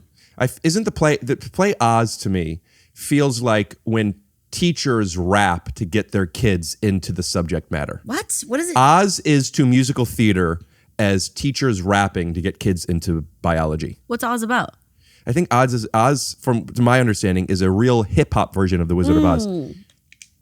My name is Oz, and I'm here to say. No, but that's cool, because teachers rapping is different because they're trying to teach educational material. But if the entire play is just for fun, then it's all fun. Yeah, but it's just matching your audience's interest to bring them into a new thing. Oh, I see what you mean. Lin-Manuel knows all about that. Mm-hmm. Do you know Lin-Manuel? Yeah. You guys actually, good my friends? sister's name is Miranda. Oh. And now you see. Mm-hmm. Do you know him well? I wouldn't say super well, but like I have his number in my phone. Nice. Do you know him? No. I know of him. I've heard of him. Who hasn't? Wait, you want to play a fun game? What movies are Samuel L. Jackson not in? No. You have to say someone that I haven't thought about, someone that I know who they are, but I haven't thought about them in 6 months or more. Marcus Houston. I don't know who that is. Doesn't count. I'll go now. Haley Duff. Do you know who that is? Hillary Duff's brother. Yeah. Yeah. And have you thought about him in the last 6 months? No. So I get a point. Point for me. Okay. All right. Jason Biggs. Oh, that's a really American Pie, right? Mm-hmm. I have not thought about him in a very long time. Point for me. Wow. Okay. Pierre Trudeau. I don't know who that is. Former Canadian Prime Minister. You never knew about him? I don't know things. I don't know so many things. Okay. Bill Bellamy. See. I'm the same as you. He was a former prime minister of Saskatchewan? You don't know who Bill Bellamy is? He sounds like a sports guy. Or am I thinking of Belichick? Yeah, you're thinking of Bill Belichick. Who's this guy? Bill Bellamy? The more you say, the more I'm going to be mortified. You'll know who it is when you look him up. He follows me on Instagram. Actor and a stand-up. Oh, he coined the phrase booty call. I haven't thought about him in a very long time. You get another point. Great. Do you know how old he is? 53. 58. The last time somebody asked me that was like 5 years ago. I forgot. Oh, is it my turn? Mm-hmm. Okay. You have Do not. they have to be real people? For example, Roger Rabbit. Oh, and I did actually think of Roger Rabbit yesterday. Why? Because there is a new game that's very fun. That's a grid. You try to figure out who framed Roger Rabbit? No. The way I framed Tom and Jerry? It's like it's kind of like Sudoku or Sudoku, which I never know which one we're calling it. What are you saying, Sudoku or Sudoku? You say Sudoku. Sudoku. If you're like, I never said that. You say, well, you're supposed to say Sudoku if you're around like just peers, like equals. Okay. Kind of like when you say E2, but like, A2 Brutus. Yes, but you say Eusted Brutus if you're around like. Well, you say, what's up, other Ninja Turtles? If you're around your best friends. Did you like the Ninja Turtles? A little, but mostly for the pizza, because cartoon pizza, it's got that cheese pull that we'll never accomplish in human civilization. Uh-huh. When was the last time you thought about Yuruko Saki? I don't know who that is. Is that Master Splinter? You're not supposed to say that anymore. You just call him Splinter. Oh, sorry. You're also not supposed to call it a master bedroom. Did you know that? Yes. You call it that I did know. There's a lot of things that you're not supposed to do. But wait, that's actually interesting because I would have thought, oh, you're really not supposed to say Master Splinter because there is a different type of the word master that's like teacher, isn't it? Instead of like owner. You could call him Teacher Splinter. Teacher Splinter. Sensei. But technically, Yorikosaki, unless I'm remembering this wrong, is Shredder, isn't it? I'm embarrassed Shrek if I don't know. or who? What is Shredder's real name? Yeah, Yorikosaki is Shredder. Who is Shrek's wife? Fiona Applegate. Oh, that's you're talking about with like when Nixon got kicked out? Yes. Do you eat apples? I do, but I have to cut them up, and I have a special cutter. Mm-hmm. Yeah, where you go like this. Yep. You go. What do you do with the core? Swallow it whole. You know what I learned? You could pull and I've done this. You pull the what would you call that thing at the top of an apple? Stem. I didn't say it. Women in. And you eat from the top down, and you could eat through the whole apple. Wait, what the hell are you saying? Instead of eating around the world, you eat from the North Pole. So you pull the stem out and then you bite butthole in first. Yes. Like you bite butthole. Or you could eat the top around to the butthole. Like you eat the butt cheeks and then the butthole. And then you get to eat the whole thing. I've also learned that you're supposed to open a banana from not the stem part, but the bottom part. I have heard about that, but then sometimes you get a little bit of debris on your fingers. A little bit of dust. You know what I'm talking about? That's a kind way of saying it. So your parents got divorced, and then now your mom and you aren't very close. Yeah, then because she moved away, and it was like my last year. Killed her family. And slowly over time. And then it was like my last year of high school, so I had all my big exams and stuff. And so before your parents got divorced, were you close with your mom? Yes. Did you blame your mom at all? Or was it just the distance? I think, when you're a kid, you just you lack empathy for other people. And you think that your parents are supposed to just be so good and they're perfect parents, all the time. not people. Yeah. And now as an adult, I'm like, dang, you guys were really going through it. But I was just like, I have exams. You're ruining my life. But I'm like, I thought you were optimistic. 2 rooms. Empty tables, empty chairs. I don't know what you're saying. Oh, I'm doing Les Mis, but I don't really know the song that well. Yeah. But I thought that's what you were doing, so I wanted to help you sing it. No. What were you doing? Oh, 2 rooms. It sounded like a musical song what you were singing. 2 rooms, 2 chairs. You know the Les Mis song I'm talking about? It almost sounds like it starts with that note and someone saying 2 rooms. I've never seen the play. I have seen the movie, and I thought it was a Les Mis. Ooh, that's a double doinker, heavy hitter. Point for me. Yeah, I didn't connect with it. Did you hear that onomatopoeia? Yeah, I wonder.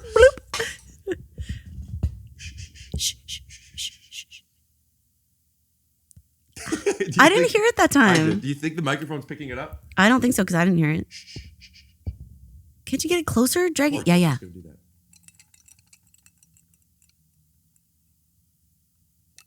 Love it. Very good. That's the best. That's the best noise you'll ever get. Perfect. I want to use that from now on. JonMichael, save that sound from now on whenever anybody picks their nose and they pull their finger out. That's fun. For example. You think that'll work? Yeah. That's an onomatopoeia. Onomatopoeia. Can you spell it? No. I don't think so. But I do know, what are those things called when it's spelt the same forward and backwards? Not Spoonerism. Spoonerism. Race car. Yeah, I know a really long one. Probably the longest one that you've ever heard. Okay, go. Go hang a salami, I'm a lasagna hog. We'll put it up on the screen. Wow. And Tom, let's do the bouncing ball to have it go the same forward and backwards, and we'll give the music for it. Go hang a salami, I'm a lasagna hog. Ding ding ding ding ding ding ding ding ding ding ding ding ding. A shiny new era is tiptoeing nearer. That's probably right around the time. Do you love to rub your feet together? When I'm happy, I do. I love to I do it. this, I do it or I every- sometimes I go like this. In my family, we call it cricketing because we all do it. You call it cricketing because you all do it? Well, me and my dad do it. What do you think your dad's going to do when he gets here? Is he going to come see you do a show at the Largo? My dad, and it's actually fine to say this because he'll never listen to this or watch it. He doesn't really like watching me do comedy. Is your dad a funny man? He's a super funny man. Does he judge your comedy, you think? It's not at that level of like he's critiquing it. I think he just feels like he doesn't like to watch The Office. Like he feels like there's a cringe factor there that's just he can't stomach it. So he would not like Scott's Tots, probably. Hate Scott's Tots. And when there's an element of improv when you're on stage and there might be a second where someone doesn't know what they're doing, he wants to like blast off into oblivion. So he doesn't like, it makes him feel uncomfortable watching people like improvise, or if someone like says a joke. But you're at such a high level. And the shows are always good, but he doesn't think so. Huh. He doesn't really think so. I saw that you did a show recently with King Will Ferrell. Yes. How was that? Had you met him before that? I had. Humble brag.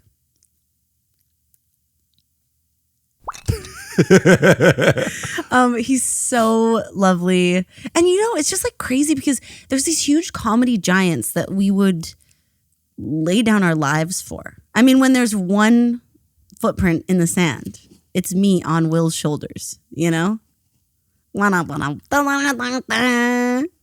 Oh, you're doing the matchmaking game, but I was thinking more of the frog that sings Hello My Honey. Hello, my baby. Hello, my honey. Hello, my ragtime gal. Do you know that at the beginning of Little Giants on VHS, they play that whole cartoon for some reason? And whenever I would watch the VHS of Little Giants, I would watch that cartoon.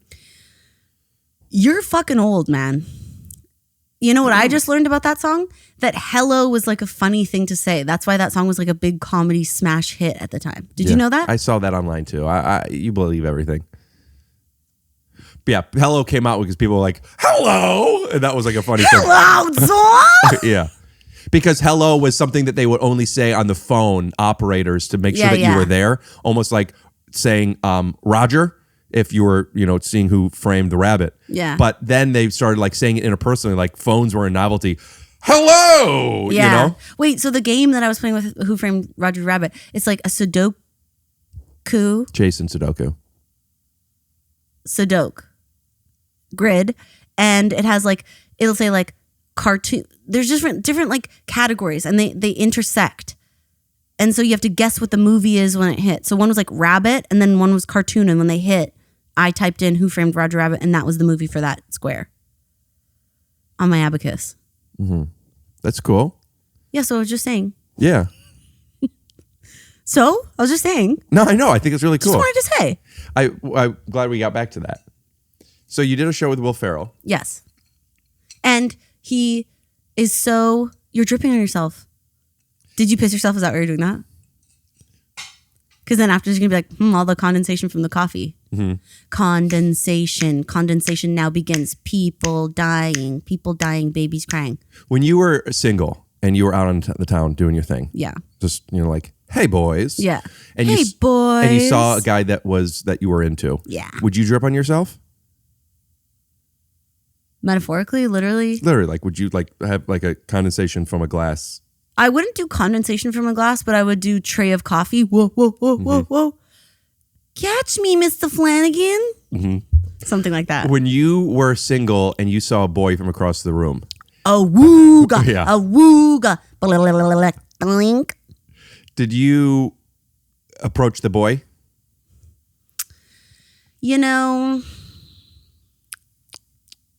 Would you just eat? Were you just tasting something? Oh, I guess I was. Yeah, I was kind of like tasting whatever words were about to come out to see if they were pleasant. I like that. That's really I was really speaking with intention. mulling it over. Right. Words are like a piece of good chocolate. You have to roll them around in your mouth. You can't just hork them down or spit them out. You can't what them down? Hork them down? Is that a Canadian thing to hork? Hork. Do you ever hork a loogie? Hawk a loogie? Hawk. Oh, you don't hork. No. But But hawking is going out, not... But Oh, I feel like hork is like when you go like snuff up your nose. Like So hawk is out, hork is in. I think. I'm just horked. Hawked. Yeah, Hawk to and hork. Mm-hmm. When Horton hears Here's a hawk. Hawking Yeah. Hawking Horton. This is the part of the podcast, those things, where if we took all of those like 8-second moments out, it would have better momentum, but in the moment it wouldn't have been as nice. For us. So you see a boy, your eyes pop out, your tongue goes out, you turn into a fox for a second where your face stays exactly where it is, but your legs kick back. I drop all the coffee I'm holding. Yeah. I spin backwards. I tip off my heels. My dog gets tangled around my legs on a leash. Your what does? My dog that I'm Right. walking. The leash gets tangled around my leg, small calves, freshly shaved legs. The leash gets tangled around. The dog runs over to his dog. You fall over in this mound of dust. When you come back up from the dust, you are now wearing a dress with perfect makeup, lipstick, and you are now your confident self. Because my glasses have come off and he finally sees how beautiful I am. But unfortunately, as soon as I take my glasses off, I drop the papers I'm holding. I'm feeling around on the floor for which one's is that important file for my boss, and he stoops down to help me. He's feeling around too. Our fingers touch. We look up at the same time. I go, I'm so embarrassed. That's no problem at all. Let me help you pick these up. No, please let me get it. Gosh. My fingies are touching your fingies. Sorry. Anyway, I'd like you to meet my mine fiance. smell like peanut butter. Oh, This is a blushin. a blushin? Yes. Oh, hey. And then a blushin is like, come on, Tevin, let's get the fuck out of here, you fucking piece of fucking dirt. Our wedding's in 48 hours. Yeah. You gotta get your suit. Then she leaves. And then I'm like, oh, your wedding's in 48 hours, huh?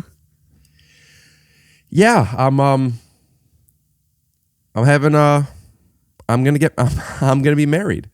Wait, your wedding ceremony is not at the big Changan Jamboree Center downtown, is it? Yeah, why? I'm the wedding coordinator there. So I guess I'll see you this weekend. It's so weird. I haven't met you yet. My dad owns it, but he's on a motorcycle trip.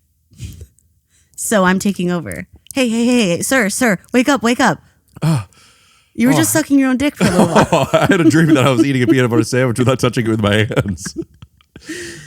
Yeah. But did you go up to boys and talk to them? I was a little shy. When you did go up to boys, was it with bits?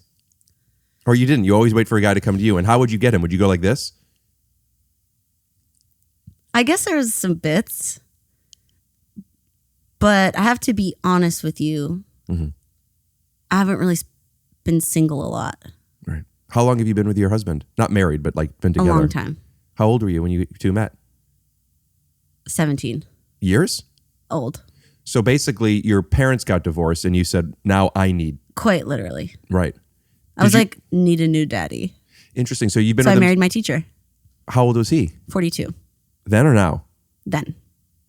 And how old are you? Right now? Mm-hmm. 26. Yeah? Interesting. Interesting. And he's 51. Yes.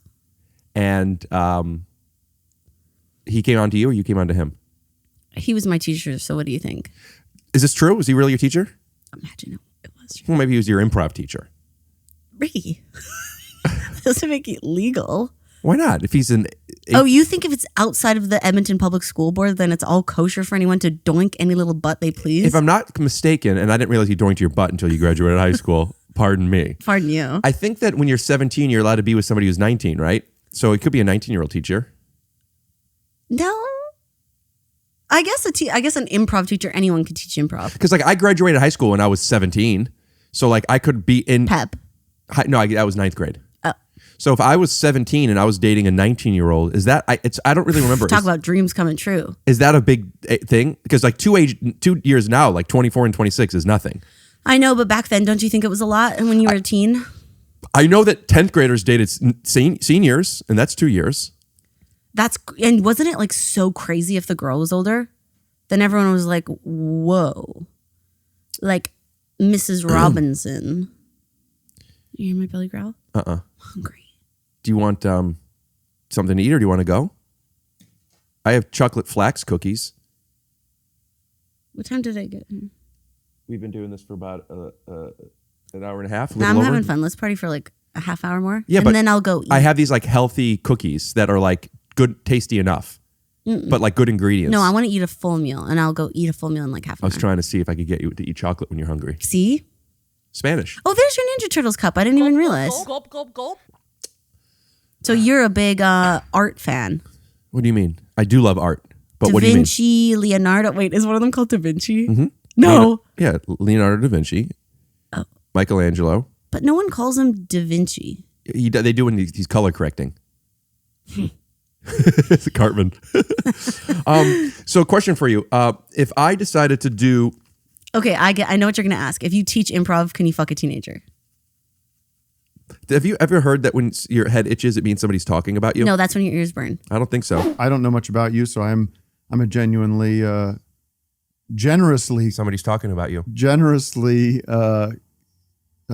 Curious cat. So Are it you? might naturally happen. Did you know that when your head itches, it means somebody's talking about you?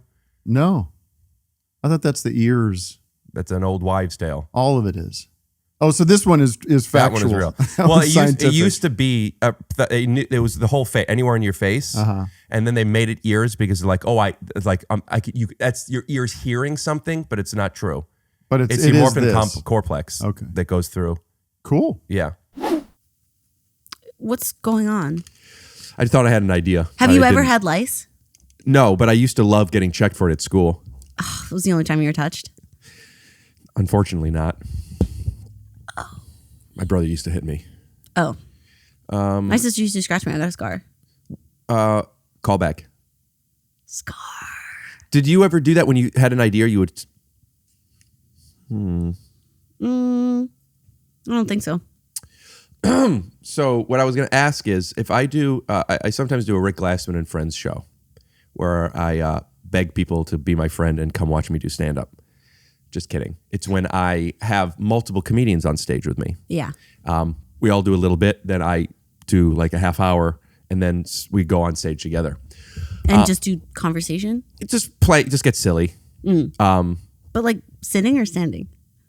Well, stand up is Standing up. But I mean, at the end, when everyone comes out, is everyone sitting on a stool or is everyone standing? No, you're standing, you're like talking to the audience or doing stuff. Everybody's standing? Yeah.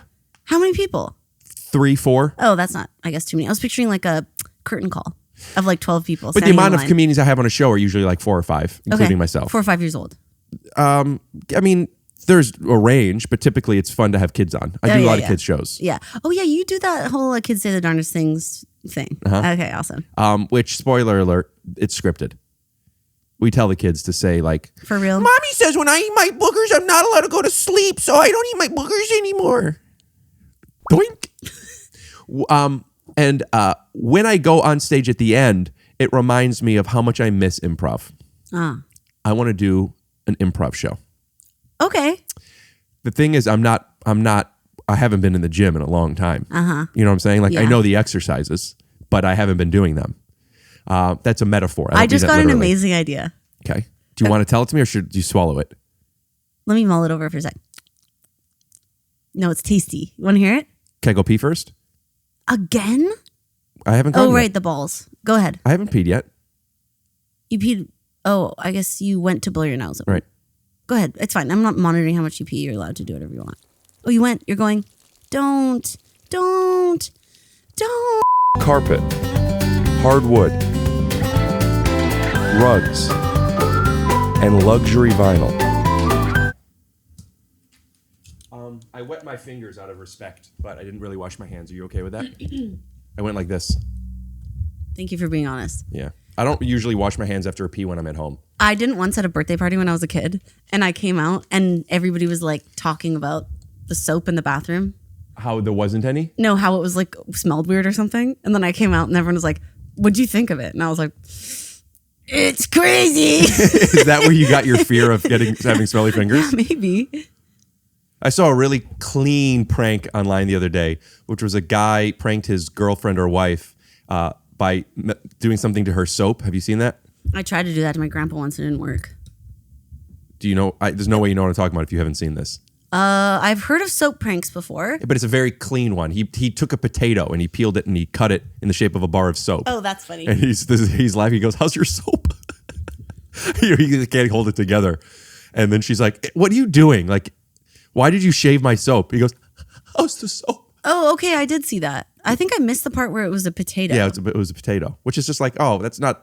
It's just kind of funny. Yeah, that's not harming. So my grandma took me to a prank store. Like, imagine me in Hev, just in a prank store. Like Spencer's Gifts. Do you have that?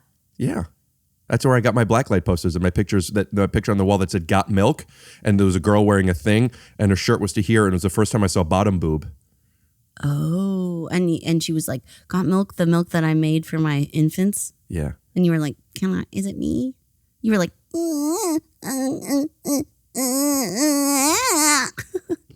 anyways, my grandma took me to Prank Store.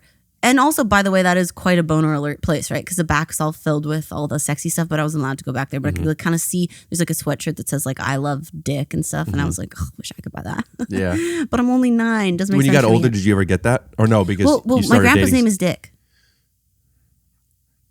Some people call me that because my name's Richard. people. Do Call, you, people used to call me Dick Lissman instead of Glassman. Dick Glassman. Dickless man. Dickless man. The dickless man. That's awesome. Like the guy from Game of Thrones. I bought a bar of soap that had like A fly in it. no, it has inside paint in it. It had like brown paint or something. And so it's supposed to be Drink like it down. if it's brown, drink it down. So it's supposed to be like you're washing your hands, or your hands just keep getting dirtier and dirtier.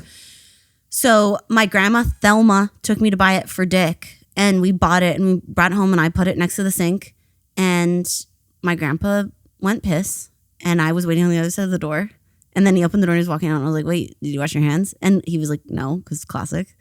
I was like, go back and wash your hands. And then he used the pump soap. When you said go back and wash your hands, did you, after you said wash your hands, did you go like this? I'm absolutely positive I did. Let me see how that would go. Did you wash your hands? Real quick, you should go back in and wash your hands. Oh, hey, Grandpa, by the way, did you wash your Hey, Grandpa, did you? Grandpa, one quick question. Did you by any chance Yeah. Grandpa, did you wash your hands? Did you wash your If we clip just this without the setup, would it make sense? Would it still be a joke if nobody heard the setup? So he goes back and did he do it again? Uh-huh. He goes back, he washes his hands, but I left the soap pump in there because I'm a fucking stupid little idiot. Well, you were young. I was young. I was so young. Yeah. Give yourself some breaks. There was only one set of footprints. I was so light, I wasn't making footprints. Wow. I was not being carried by the Lord, but I was just really skinny. So I've noticed you talk about being skinny in the size of your calves. Is this because you're a woman? Yeah, I'm a tiny little woman.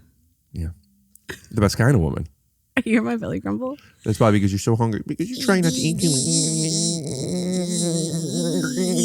Did you wash your hands? So he goes, skoink, skoink, skoink, and he washes his hands, and then I'm like, fuck. And then I'm like, wait. And then by now the jig is up, right? Because then I walk in and I take, wait, you can't say that? We'll bleep it, but you're not supposed to say that anymore. What does it mean? Jig? Bleep when I said it too. Okay, sorry. So the joke is over. I mean, he's aware of the joke is what I'm trying to say. I've blown my cover. Okay, so I take the other soap out and then I go ahead and wash your hands again. And then so he washed his hands. Dick with washed the wrong his hands. soap, not the prank You said, soap. hold on, Dick. You took the other soap out and then you said, hey, we go wash. Yeah, exactly. I was like, hey, do you mind washing your hand Right. one more time? Uh-huh. And then he's like, okay. And then by now my grandma's like poked her head around the corner. And so we're both watching. My grandma's like, what's going on? And so then he washes with the other Did he soap. say something's fishy here or what's going on? Yeah, he basically did the whole okay. Right. He knew something was. My grandpa, here's one thing about my grandpa. He has pretty insane, really strong dementia now. But even when I was a kid, he was like, your dad's button where you press the button and it only said a few things? Which reminds me. You got it? Could you hold on a second? Yeah. So make the right choice and visit Marshall Carpet One and Rug Gallery. And we promise, with more than 50 years as a family-owned business, we've got you covered. So anyway, the funny thing I wanted to tell you, oh my God. Lisa! Lisa! Lisa!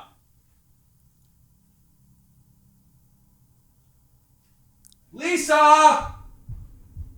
Where did she go? Lisa!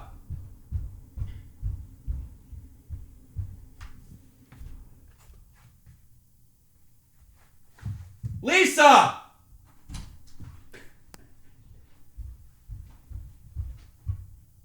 Rick?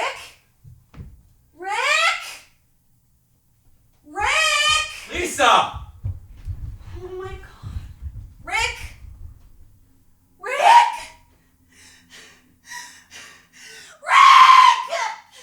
Lisa! Rick, where are Where could you possibly be? Rick! Oh. I got it. It's fine. Oh, sorry.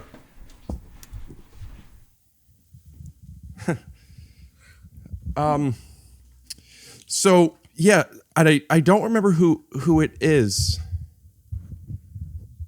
Okay, so is that the button? Somebody, and I apologize, and feel free to message me or if you saw this, and so I could say thank you, although I think I did, because he messaged, somebody at a show gave this to me, but he didn't give it to me. He gave it to somebody that worked at the Comedy Store, and that person then gave it to me. Oh, that's nice. It's called The Final Word, because he saw our that's the episode, button? and he bought it for me. No way. And I haven't taken it out yet. I was meaning to actually, I forgot, do this with you. The X-rated version, warning, language may be considered offensive. By who? Fucking prude. Yeah. Oh. Okay. Fucking sucker. Fucking jerk. That's one of them. I remember. Yeah. Fucking jerk. What is this about? This is that's The battery. Or that looks homemade. It's a bomb. It does seem homemade. Imagine it's a bomb. I do not want to die this way. I'm one of Rick Glassman's crazy fans. I can't even die from one of my own fans.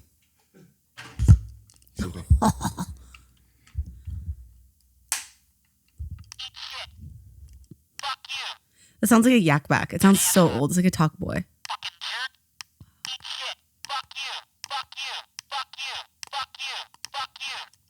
Jesus.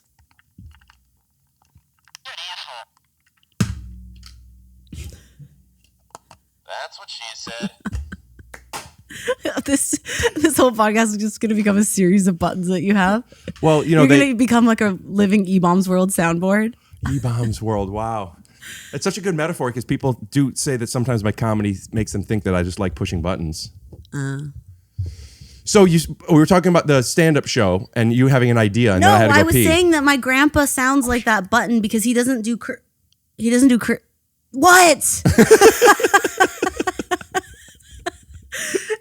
curse words, but he's like, he so has dementia in a way that like he only says his like 4 catchphrases. And one of them is like, he goes, you can pretend, but he goes like, yeah. That's kind of like one of them. Well, okay. Wait, let me do another one. Oh, you're bad. I think he maybe only has 2. I thought you were going to say, fuck you. Fuck you, fucking jerk. So, but you were talking about, you said I have an idea before I went pee. Oh, yeah. Okay. This is my grand idea. So imagine it's kind of like, don't cut to the Imagine video. Is that what you're wanting to do? Don't. I did stop myself. I went like this. Yeah, and then I saw it. myself. I felt it. Okay. So imagine a 90s.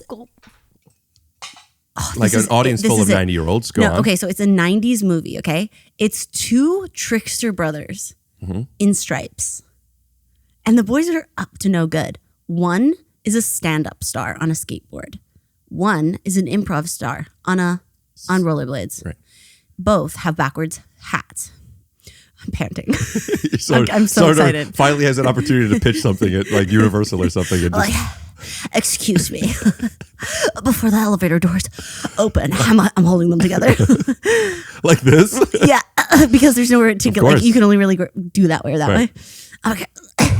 If I could just have a moment of your time. My face is... My head is facing the doors and they're behind me. Okay, if I could just have a moment of your time. Okay, Listen, 2 brothers. Okay, one's on a skateboard, one's on rollerblades. They're both wearing stripes. Okay, one's a stand-up star, one is an improv star. They're identical in every other way, physically. Every other way, Whatever. or in every way? Well, in every other way because except for stand-up and improv and skateboard and rollerblades. So that's how you can tell which one is which. Right. But easy for us to trick somebody by if I put on the rollerblades. Yeah, but I'm guess you. what? We have to trick everyone because the big comedy festival is coming up, and for some reason we're in the wrong cities. We're in the wrong cities. So in 1 week, I have to train you to be an improv star, and you have to train me to be a stand-up. And at the end, we do a show where you do improv and I do stand-up. Love it. It writes itself. Should we do it in real life? We'll call it skateboards and rollerblades. Yeah, just for like simplicity, so people know what they're coming to see. Yeah, I would do it as a short film, and then like as a proof of concept, pitch it out. What if we did it in real life? Oh, you teach me how to do improv. I teach you how to we stand up? do a show and you do improv and I do stand up. Here's what I would like to do because we can't be twins because unless see when I think of an unless I rub like a booger together. You scratch your head like it's an idea. I think that's the main difference between improv and stand up. And that's why we're not really identical. I would do a documentary where we play versions of ourselves where there's still real stuff to it. You are you, I am me. Where I get you ready for the big show, the big stand-up show. And we get at to the pick improv. each other's outfits. Yeah. In the montage one where you come out of the dressing room, I'm like, take off, not that one. Boom. That's one I'm like, oh. Will you have a bubble pipe during it? In a robe with a bubble pipe? When I'm watching you change into your different outfits? Yeah. No, I'm just regular. But when I watch you change, I'd like to have a bubble pipe. Okay, but I don't think that really fits the trope because we're supposed to be like at a mall and you'd be like waiting in the... Yeah. No, but I'm picturing... They're not going to let you smoke in there. It won't show bubbles. I just don't really smoke, so I just want to have a bubble pipe. So but maybe people think it's a real pipe. Like, you know, like 'cause I'm having you dress up wearing nice clothes. We're in a fancy place. Oh, you want to do it like pervert way. Oh, how's that a pervert way? Because in mine, I'm like, we're Hillary and Haley Duff, and it's the montage where we're picking out the outfit. You come out I haven't like thought about either of them in a very long time. That's point for me. So then they come out. So one of the sisters comes out there, and she's wearing like a feather boa and a cowboy hat, and the other one's like, no, that's not the look. I could do that one. Okay, but in your mind, I'm picturing us take as if when I do stand up, I wear a suit. I dress up. Oh, so what's your movie that you're thinking of? You're doing like not Pretty Woman. I'm thinking Dumb and Dumber, but serious. Okay. Where he's sitting there, you know, like, but serious. Well, what movie is that? Dumb and Dumber, but serious. Smart and Smarter. Is there a movie where somebody's training somebody else to be the person a dapper man? There must be. We don't need a comp for this. I have an idea. Oh, I know. What about Pygmalion? Never seen it. Well, it's what's it called? My Fair Lady. Okay. So, but where's my basketball? We're getting in the weeds here. Oh, you threw that so hard. Or I teach you how to do stand-up at the big show at the improv. Okay, yeah. And you teach me how to do improv at the big show at UCB or whatever. Yeah. Wouldn't that be fun? You would have a way easier time than me, I bet. No way. Yeah, because you get people to help support you. I would just have to be up there by myself. But here's the thing, and here's what's so beautiful about stand-up. In that week, I'm not going to teach you how to be funny. You can't teach that, and you haven't. I'm going to teach you how to understand yourself. So improv is making fun of other points of view. Stand-up is making fun of or explaining your own. Does that make sense? Again. On improv, you're adopting tropes and cliches. No, I would say bad improv does that. I would say improv is trying to like play a game, play the unusual game. Yes, and that unusual game, the way you play it is by devices that are recognizable to you, your partner, and the audience. Mm-hmm.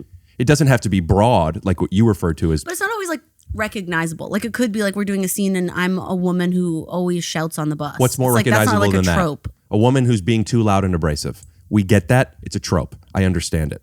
A woman who is taking public transportation because she doesn't have a man to support her and buy her a car. We get that. We like it. It's fun. Stand-up is more about why I don't have a car and how I feel about that. Okay, start of the scene. Lights up. I wish I had a man to support me. Instead, I got to take the bus. Audience goes wild. They're like, this is the improv game to see. And you're going to teach me about that stuff. Okay, and now what's classic stand-up? You heard about this? You heard about this? Where's everybody from? No, see, that's Chicago? That's bad stand-up, like what you said. What you're going to be talking about is going on stage and talking about not having a strong relationship with your mom and how you used to feel the need to fix that for your family, and now you realize that's why you became a clown. Wow, that sounds super funny, Rickles. Well, you have to make it funny. Why does it have to start so sad? It doesn't start that way. You start out by saying it's good to be here. Okay. Where's everybody from? Chicago? ? You're not supposed to ask where people are from. Why? It's what if I need to know who in the crowd's from Chicago? So if there's a reason to know, it's kind of like arguing in an improv scene. You can do it if you're doing it for a reason. Oh, interesting. But like you have to understand you're doing it not to fill space or not to feel like you're going through the how to connect and with people. Not for them, but for you. You know, okay, so that's interesting because if asking where everyone's from is like the thing you don't do, you know what the version of that in improv is? Proposing to someone. People always do it when they're new. But you know what I've learned is usually a fun thing to do in improv after you've built Grab a rapport with girl's person. boobs when she's walking by. No. Is to get down on your knees to propose to the person and then go just tie psych. your shoe. But the thing is, the suggestion was really wanting to get married, and the guy doesn't know it. Oh, so someone from the audience shit. yelled that out? Sorry, 1 sec. What? Me? Oh. You what? Fuck. you what, I'm darling? so humiliated. Yeah. I wanted to marry you. I would like to do a documentary with you about something like that. But I'd want it to be real, though. Yeah. But you said we were playing characters. Which usually, by the way, I would be all about because I don't usually like to. I know that's why you're going to have a difficult time doing stand-up. You don't know yourself. You know what's interesting? When you were finally alone is when you decided, I think I want to be in a relationship, and you ended up marrying him. You've never been alone. You've either been part of a marriage or in one. And what I think is interesting about that isn't the fact that it happened, but the fact that you haven't taken the time to reflect on it. You best start believing in ghost stories, Miss Turner. You're in one.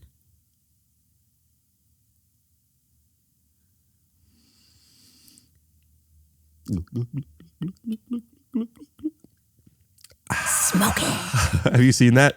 PART. Why? Because I gotta. Somebody. Would you do an improv show with me? Of course. Would you train me for it? Yes. What would the montage be? Oh, that's a fun question. That's a fun thing to actually film that. Okay, it would be like you running upstairs, running down the stairs, you splashing water on your crotch after you've already pissed on yourself, me going like more.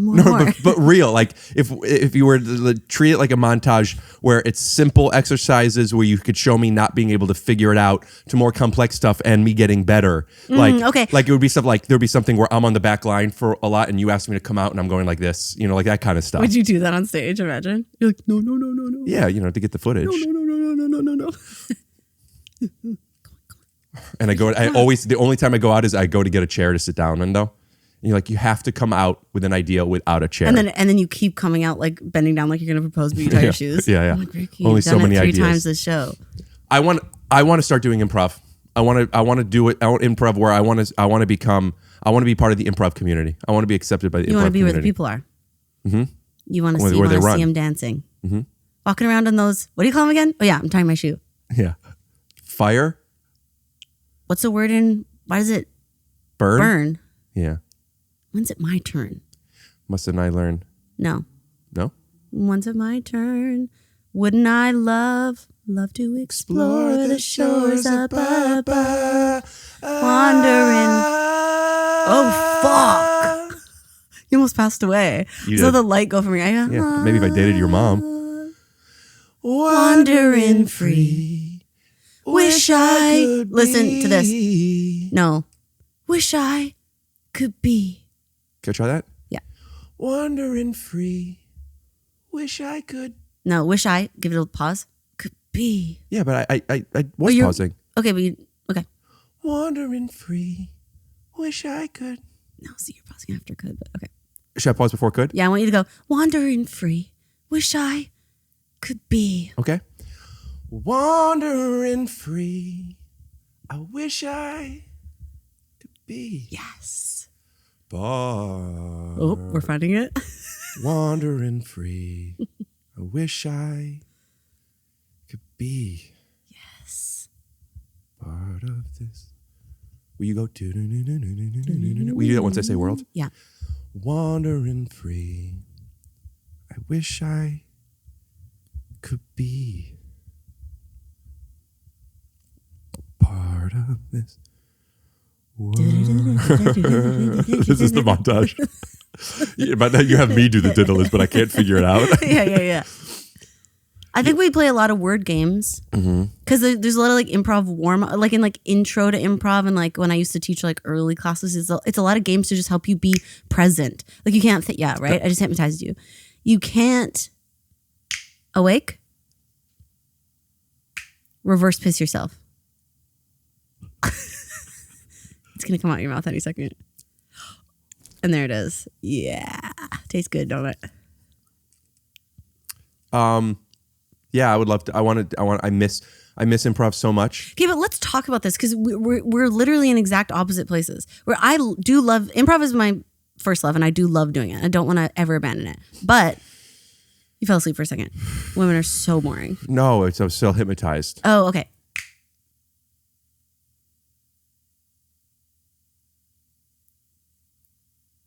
Oh, I accidentally froze myself. Oh, I hypnotized myself. I just thought I had a fart, but I didn't. For a second, I was like, I wonder if you stayed still, if I could Each other steal sentences. something from your house. Okay, let's go at the same time. 1, 2, 3. I want a divorce. Okay. But you know what game I'm good at? What? Is when you have the two people off stage are the voices and the two people on stage are lipping it. Do you know that game? Lipping it? Yeah, start talking. Don't try to trick me. We're on the same team. Oh, you mean, okay. Oh, it's me, Santa Claus, and I'm going to drop off That stuff, you know? That's pretty good. Yeah, but you have two people on stage. Like you do my voice, somebody does this person's voice. And so you want like theater sports? Love. No, you want long form shit. Go back to college for that crap. That's baby clown shit, Yeah. man. Go step on a banana peel, whoa yourself into a clown circus, and you'll arrive there with all the 19-year-olds who are doing fucking theater sports. Oh, I'm sorry, old man. Should I refer to you as Mr. Harold? Old man, look at my life. So tell me. Let's talk about this. So much more. You want to be you want to get into stand up. Well, because here's what I'm envious about with stand-ups is like you guys can do it on your own whenever you want. That's why I stopped doing it. That's why I went to stand up. Yes, not because I liked it more. Pandemic was really hard for me because like for so long there was just outdoor shows and there's nothing more. Improv is already so humiliating. There's nothing more humiliating than showing up with like a troupe. What's humiliating about it? Is that because your dad doesn't like it? No, let me finish the sentence. Nervous. Did you try the soap?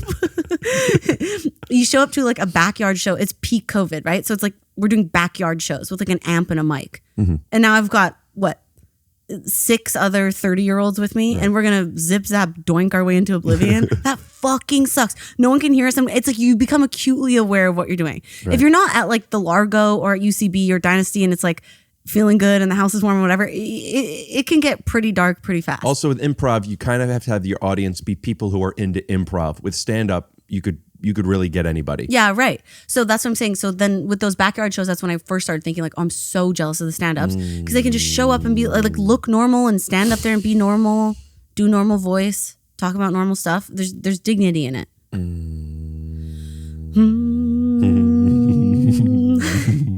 I'll harmonize with whatever note you choose. Okay.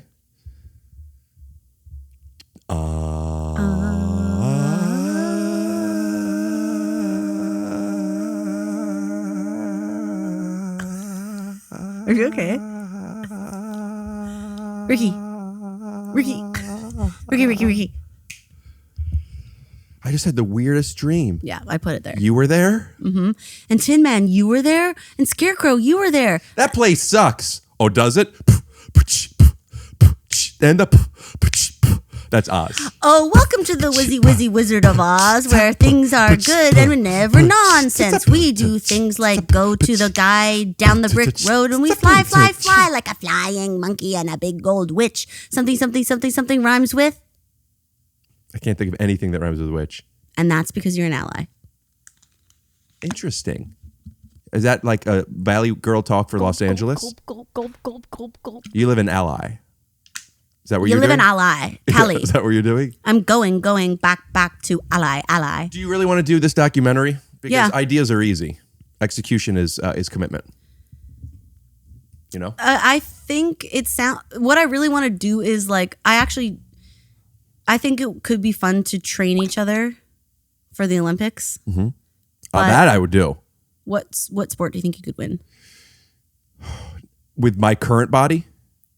No, with your dead body.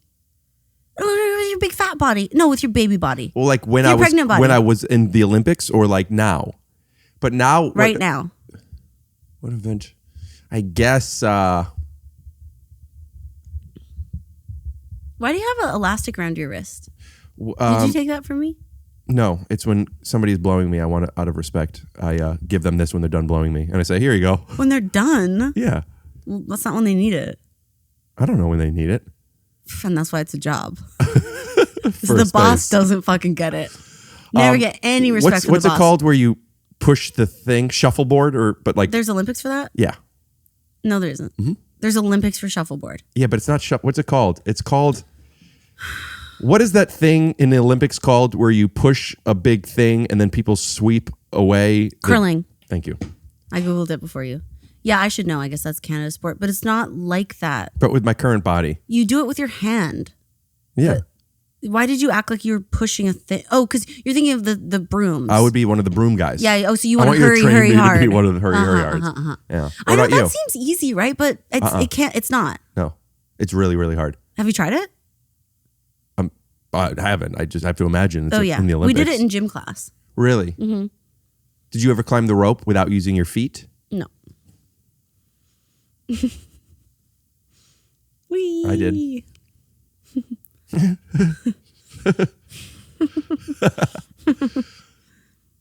I would love to do at least an improv show. You'll do it. It'll be fine. It'll be easy. You could do it tonight, but I couldn't do. I'm at the improv tonight. Do you want to come and go on stage with me and just I'll use my 15-minute set and we'll just do. I'd rather die than do improv at the improv. As ironic as it is. Why is it called that? Has anyone ever done improv there? You have to understand that. No, I don't have to understand anything. Before there was this class war between improvisational actors and stand-up performers. Ew, a cigarette one? Sick. It was all comedy. It wasn't everybody. It wasn't, Republican versus Democrat. It was all America. Comedy was just one united front. And on stage, people would do different types of things. And they would improvise sets. They would say how you from, how you bins. This kind of stuff, turn that into a joke. And then it's separated to where people on stage just smoke and they talk about, like the federal system, and people on improv stages, propose. And I like the idea of bringing it back. Why don't you come and then we could swipe to it here and we could we could end this episode with our set tonight at the improv. No, I have another show, I told you. It's after that. The show isn't, my set isn't until after 10 p.m. tonight. It's too late. I'm scared. Come on stage with me. No. Aw. Shit. Sorry. It's the neighbors next door. We got a rooster for him or something. Yeah. Do you hear that? Oh, wait a minute. Is that you?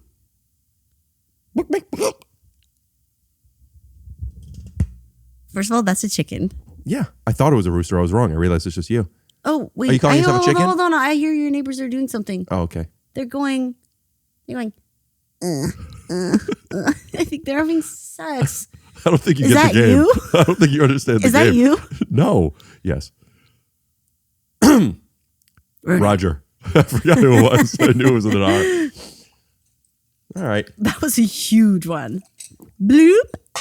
Is there anything you want to plug? Or anybody? Yeah, right. Well, I already plugged your toilet. I saw a little piece of duty in the bottom of the toilet. Yeah, I left you a little piece of duty in there. For breakfast.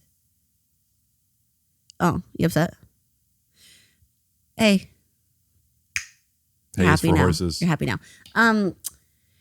Yeah, I'll plug AskCat at UCB. That's every Saturday and every other Sunday. And Could I be a guest? you could be a monologist, probably. You saw Will Ferrell was their last one, so Yeah. just I've done monologues for ASCAP before. have you A while ago, yeah. Here in LA or in New York? Here on the Franklin place. Oh, fun! Yeah, you should come do it. Well, let's cut to that. It was a dark and stormy night. 5 women came on the truck stops of North America. Sir, you have to leave. Pushed You have to through leave. the round because And and oftentimes Yeah, I don't know, found he's going themselves through in something. situations Sure, plentiful you're just more supposed than to be needed to yourself be. and just tell a story from your life. Hey, can I talk to you for a second? When you're going to get back out there in 1 second. You're just supposed to be yourself and tell like in your own natural voice, because the improvisers are going to make it funny after by doing scenes based on the stories that you tell. So as grounded and real as you can be Could is you better. ask the audience for a new suggestion? Sure. Hey guys, sorry about that. Rick had a little, he had a headache for a second and he pissed himself, but he's changing his shorts and he's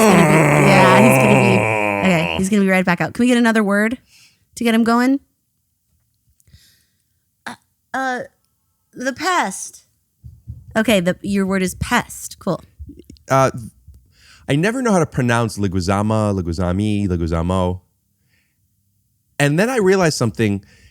Perspective is a motherfucker. Hey, Rick, can I talk to you for a second? Mm-hmm. Okay, so try to tell a story from your own life, because that was something that I said before, and now you're kind of like adopting it as your own thing, not knowing how to pronounce his last name. So it's like, as more real as it is, just true to you, just totally be yourself. Okay. Okay, can we get another word to get him started? Dog fest. Dog fest. Dog fest. I always wanted to have a dog. I still want to have a dog, but I feel like once I have a dog, it's like a marriage where like I'm committed to this thing. I've also always wanted to have a fest because I'm a big fan of Addams Family values. And that got me thinking. Oh, here it comes. Uncle Fester's bald. The cat from Austin Powers is bald. Yep. How come there are no bald dogs? Bald dogs go to heaven. The improvisers on the back line are itching to get out there. Right. Now you've given us so much juicy stuff. We're like. But I want to give it a little bit more. Okay, go ahead. So, but instead of leading everybody back there with more ideas for bald dogs, they could take it from there. I want to find a way to naturally offer something else for when they need it. So I will transition from bald dogs to bald dogs. What I've noticed is technically, like humans, bald dogs are high in testosterone, because when people have a lot of testosterone, that's typically when they go bald, at least if the THC turns down to that. It got me thinking, what if a cat took Propecia? And then that got me thinking, because my aunt's cat takes Prozac. It's called cat Prozac, so it could calm down. What if a human took cat Prozac and a dog took human Propecia? What would their babies look like? And then I would go like this, diddly-doo, as I would back out. And you'd start doing your own scenes. And the improvisers would never get to go on. I would back out. Diddly-doo, and then you could come on going doodly-dee. What do you think? Let me let you in on a secret. Let me hear you. What scene you would start from that, though? Well, I have to tell you something, which is why it's just like. I would be honest. I would be serious. I know how to do a monologue. I would do a real monologue. I know you would, but I also want to say that sometimes it's hardest to do these kind of shows with stand-ups because No. What you're saying is bullshit, because I was born from in improv. the dark. Yeah, you merely. I always forget what it is. Something in the dark. Yeah. I was raised by it. Yeah. Loved on it. I was born in the dark. Sorry, I screamed at you. Yeah. I was born in the dark. You merely. I evolved in the dark. Your only voice today is Iago. Oh, I thought I was doing Jiminy Glick. Oh. No, but I know how to do it. I But do you know what I was going to say? Yes, What? yes. Say then. Say everything I was ever going to say, and then you'll never need a guest on your podcast again. Fine. Go ahead. I'll let you say what I was going to say you were going to say. No, I want to see if you were going to say what I was going to say. Okay.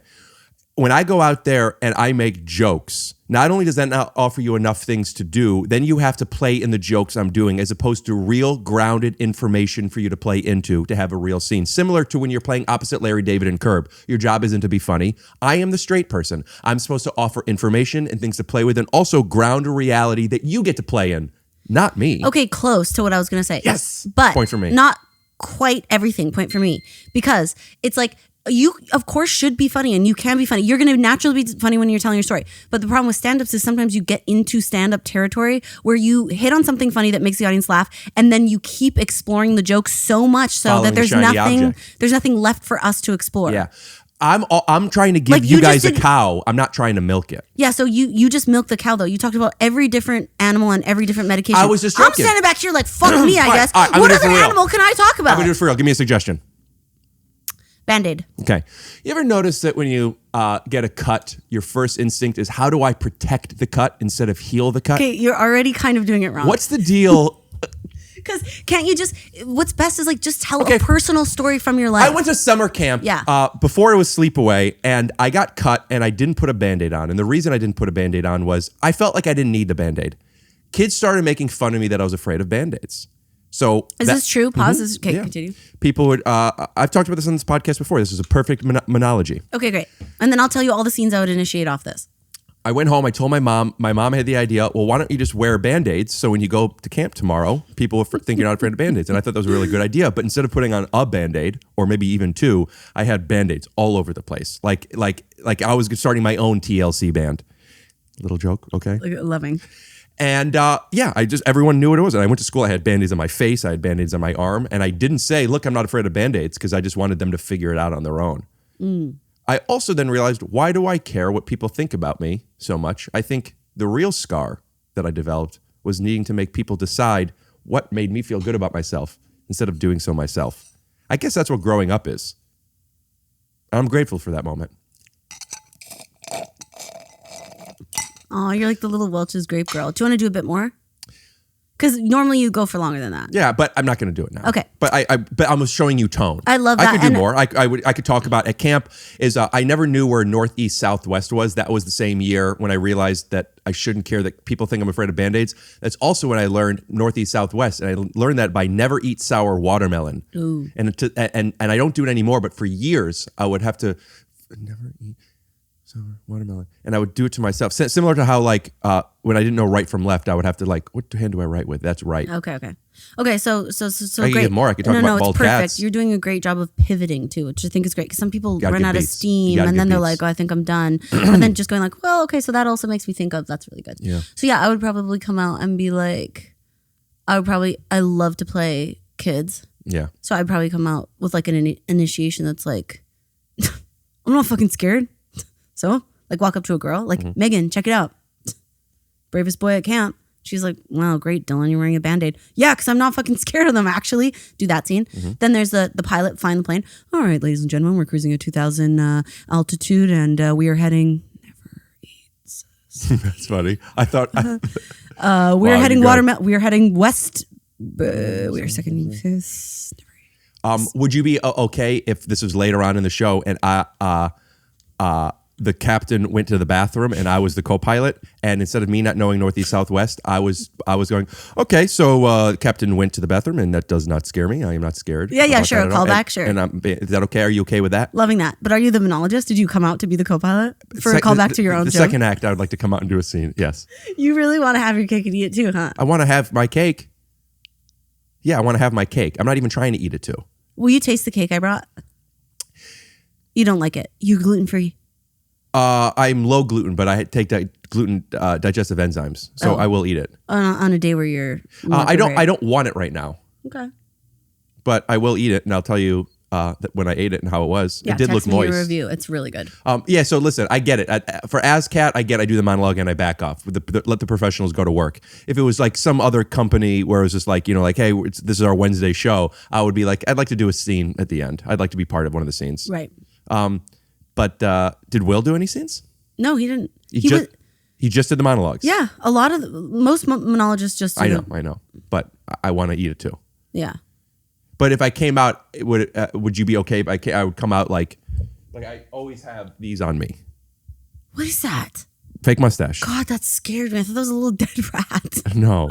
I thought it was like a pulverized, puffed into dust, dried up, like dehumidified little mouse. The way you gave all those details was somebody who has heard people insult people but doesn't know how to insult them. So you just think it's things to say. I remember I noticed that. I used to think like kids, and pardon this, but I'm going to tell you a real observation I had. I noticed that it was the black community. Black people, I noticed when I was a kid, would insult people, and I thought they were just describing things. Like, look at this fucking T-shirt I'm holding a basketball with my bracelet, blue jeans. Oh, look at me, I'm wearing socks. Like they would say things. They would just give descriptors. And really they were saying more things like that. Oh, I love being a little kid. They would say things that maybe were insulting, but I just thought they were adjectives. So I thought I would notice that like, ooh, to be part of like if I want to bust balls with the black kids, I just have to describe things. This fucking headphone wearing bitch. I love playing a kid with I have fingernails and I like to bring cake. But it wasn't just insults. in general, not even knowing to direct it to anyone. Wow, all of us on the fucking bus, driving past a church on our way to school about 15 minutes away. Yeah, you're just saying things you see. But does that resonate at all? Do you understand that? Sure. You know that genre of insults? Sure. And I also, speaking of the pest, not to keep harping on it, but when I was a kid, Interesting to say not to harp on it instead of say be a pest about it. Oh, not to be a pest about it. But when you rewatch a movie as an adult and you're like, there's so many jokes that I didn't get, but I laughed at because my parents were laughing at them. Yeah. That's the best. Man. That's how you learn stuff. You start learn stuff subconsciously. I think that's why The Simpsons is so important. Lots to learn there. I've heard this about SpongeBob. I never watched. I've only seen a couple of times. TMZ. All right, so we got this news about SpongeBob. All right, what do you got, Rick, on SpongeBob? Celebrity gossip? I don't know that genre well enough. TMZ? Yeah. Harvey? I know he does stuff, but do they go in with a lot of energy? He goes, all right, so we got this breaking news story on Brittany Murphy. Turns out she's And dead. I'm like standing at a cubicle and I'm like, oh. Yeah. So, like really okay, confident. Rick's got the story. Well, what's up with Brittany? Well, he's talking about SpongeBob or Brittany? Whichever one you got the story on. Yeah, so Brittany, so everyone is all focused so you on... do have a story about Brittany, not SpongeBob. Okay, I'll change it on the whiteboard. Everyone's noticing that Britney Spears is like getting divorced, and everyone's talking about like, oh, put forward free Britney. But like, I want to know what's really going on with the husband. Yeah. Okay. So what dirt do you got on the husband? So he watches SpongeBob, and he hears that SpongeBob is actually a brilliant cartoon. Okay. And like, What's your source? There's jokes for kids. How do you know that he's watching SpongeBob and he's thinking this? This is just a thing that like swipe to me like, hey, Britney's husband, what kind of shows do you like? And he goes, I've been watching SpongeBob and I'm noticing. Cut back. Yeah, that it's like it makes kids laugh, but there's another layer that the kids might not get even what they're referencing, but it's really written by smart adults, and there's like really a lot of great jokes in there that adults can enjoy. Yeah, right. And also, and she's twirling around a lot. Who's she? Brittany? Oh yeah, doing a ton of twirling. Yeah. Wait, so that was all to say SpongeBob has jokes for adults and kids? Yeah, what made me think of that? What were you saying? No recollection. What were we just talking about right before The Simpsons? No, I was unhypnotizing us so that we would remember. Oh, I thought you were swiping back so we could see what it was. Your power is editing and my power is hypnosis. Hypnosis. Isn't that fun for me to say? I'm too hungry. I have to go. I have to eat lunch. Okay. Ask Cat, check that out. Oh yeah, Ask Cat, and then I'm doing like a mini series called The Disappearance of Dickie Donnelly on Earwolf. Right. Now the miniseries, like you're only going to do X it's episodes? 4 episodes. Because Earwolf Presents is like the podcast changes every 4 episodes. Someone gets to I thought there was just like tons of different Earwolf podcasts. There are, but the new. You don't have to talk about it. The show's called Earwolf Presents, and every 4 episodes, a different like comedian takes it over, and so I'm doing it as like a character I did on Comedy Bang Bang for 4 episodes. All right. Thanks for coming over. And I'm sorry about your parents' divorce and what your mom does to her family. Oh, that's okay. You're next. No, you're next. You're next. Nope, I'm not. You are. You're next. No, you're next. You're next. All right. Thank you so much for coming over. Thank you for having me. Will you take a Polaroid of yourself? I don't know how. You have to take it. That's funny. You're calling me back by my Native American name. I said I don't know. I have to tell you something. You get way too close to that thing. I've seen pictures of other people and it's way too close. Get me from the other side of the kitchen. Lisa, you have to be sitting down. No, I don't. Lisa, they're here. That's where the lights are. Look at you. Do close. If you don't like it, you'll like it. I'll show you. You sit over there and take. Scoot That's gonna look like a scared. You have woman. to let me get a close one. A scared woman is crawling with. You have to let me get a close one. I know what I'm doing, man. Blabbity blue, scoop dee.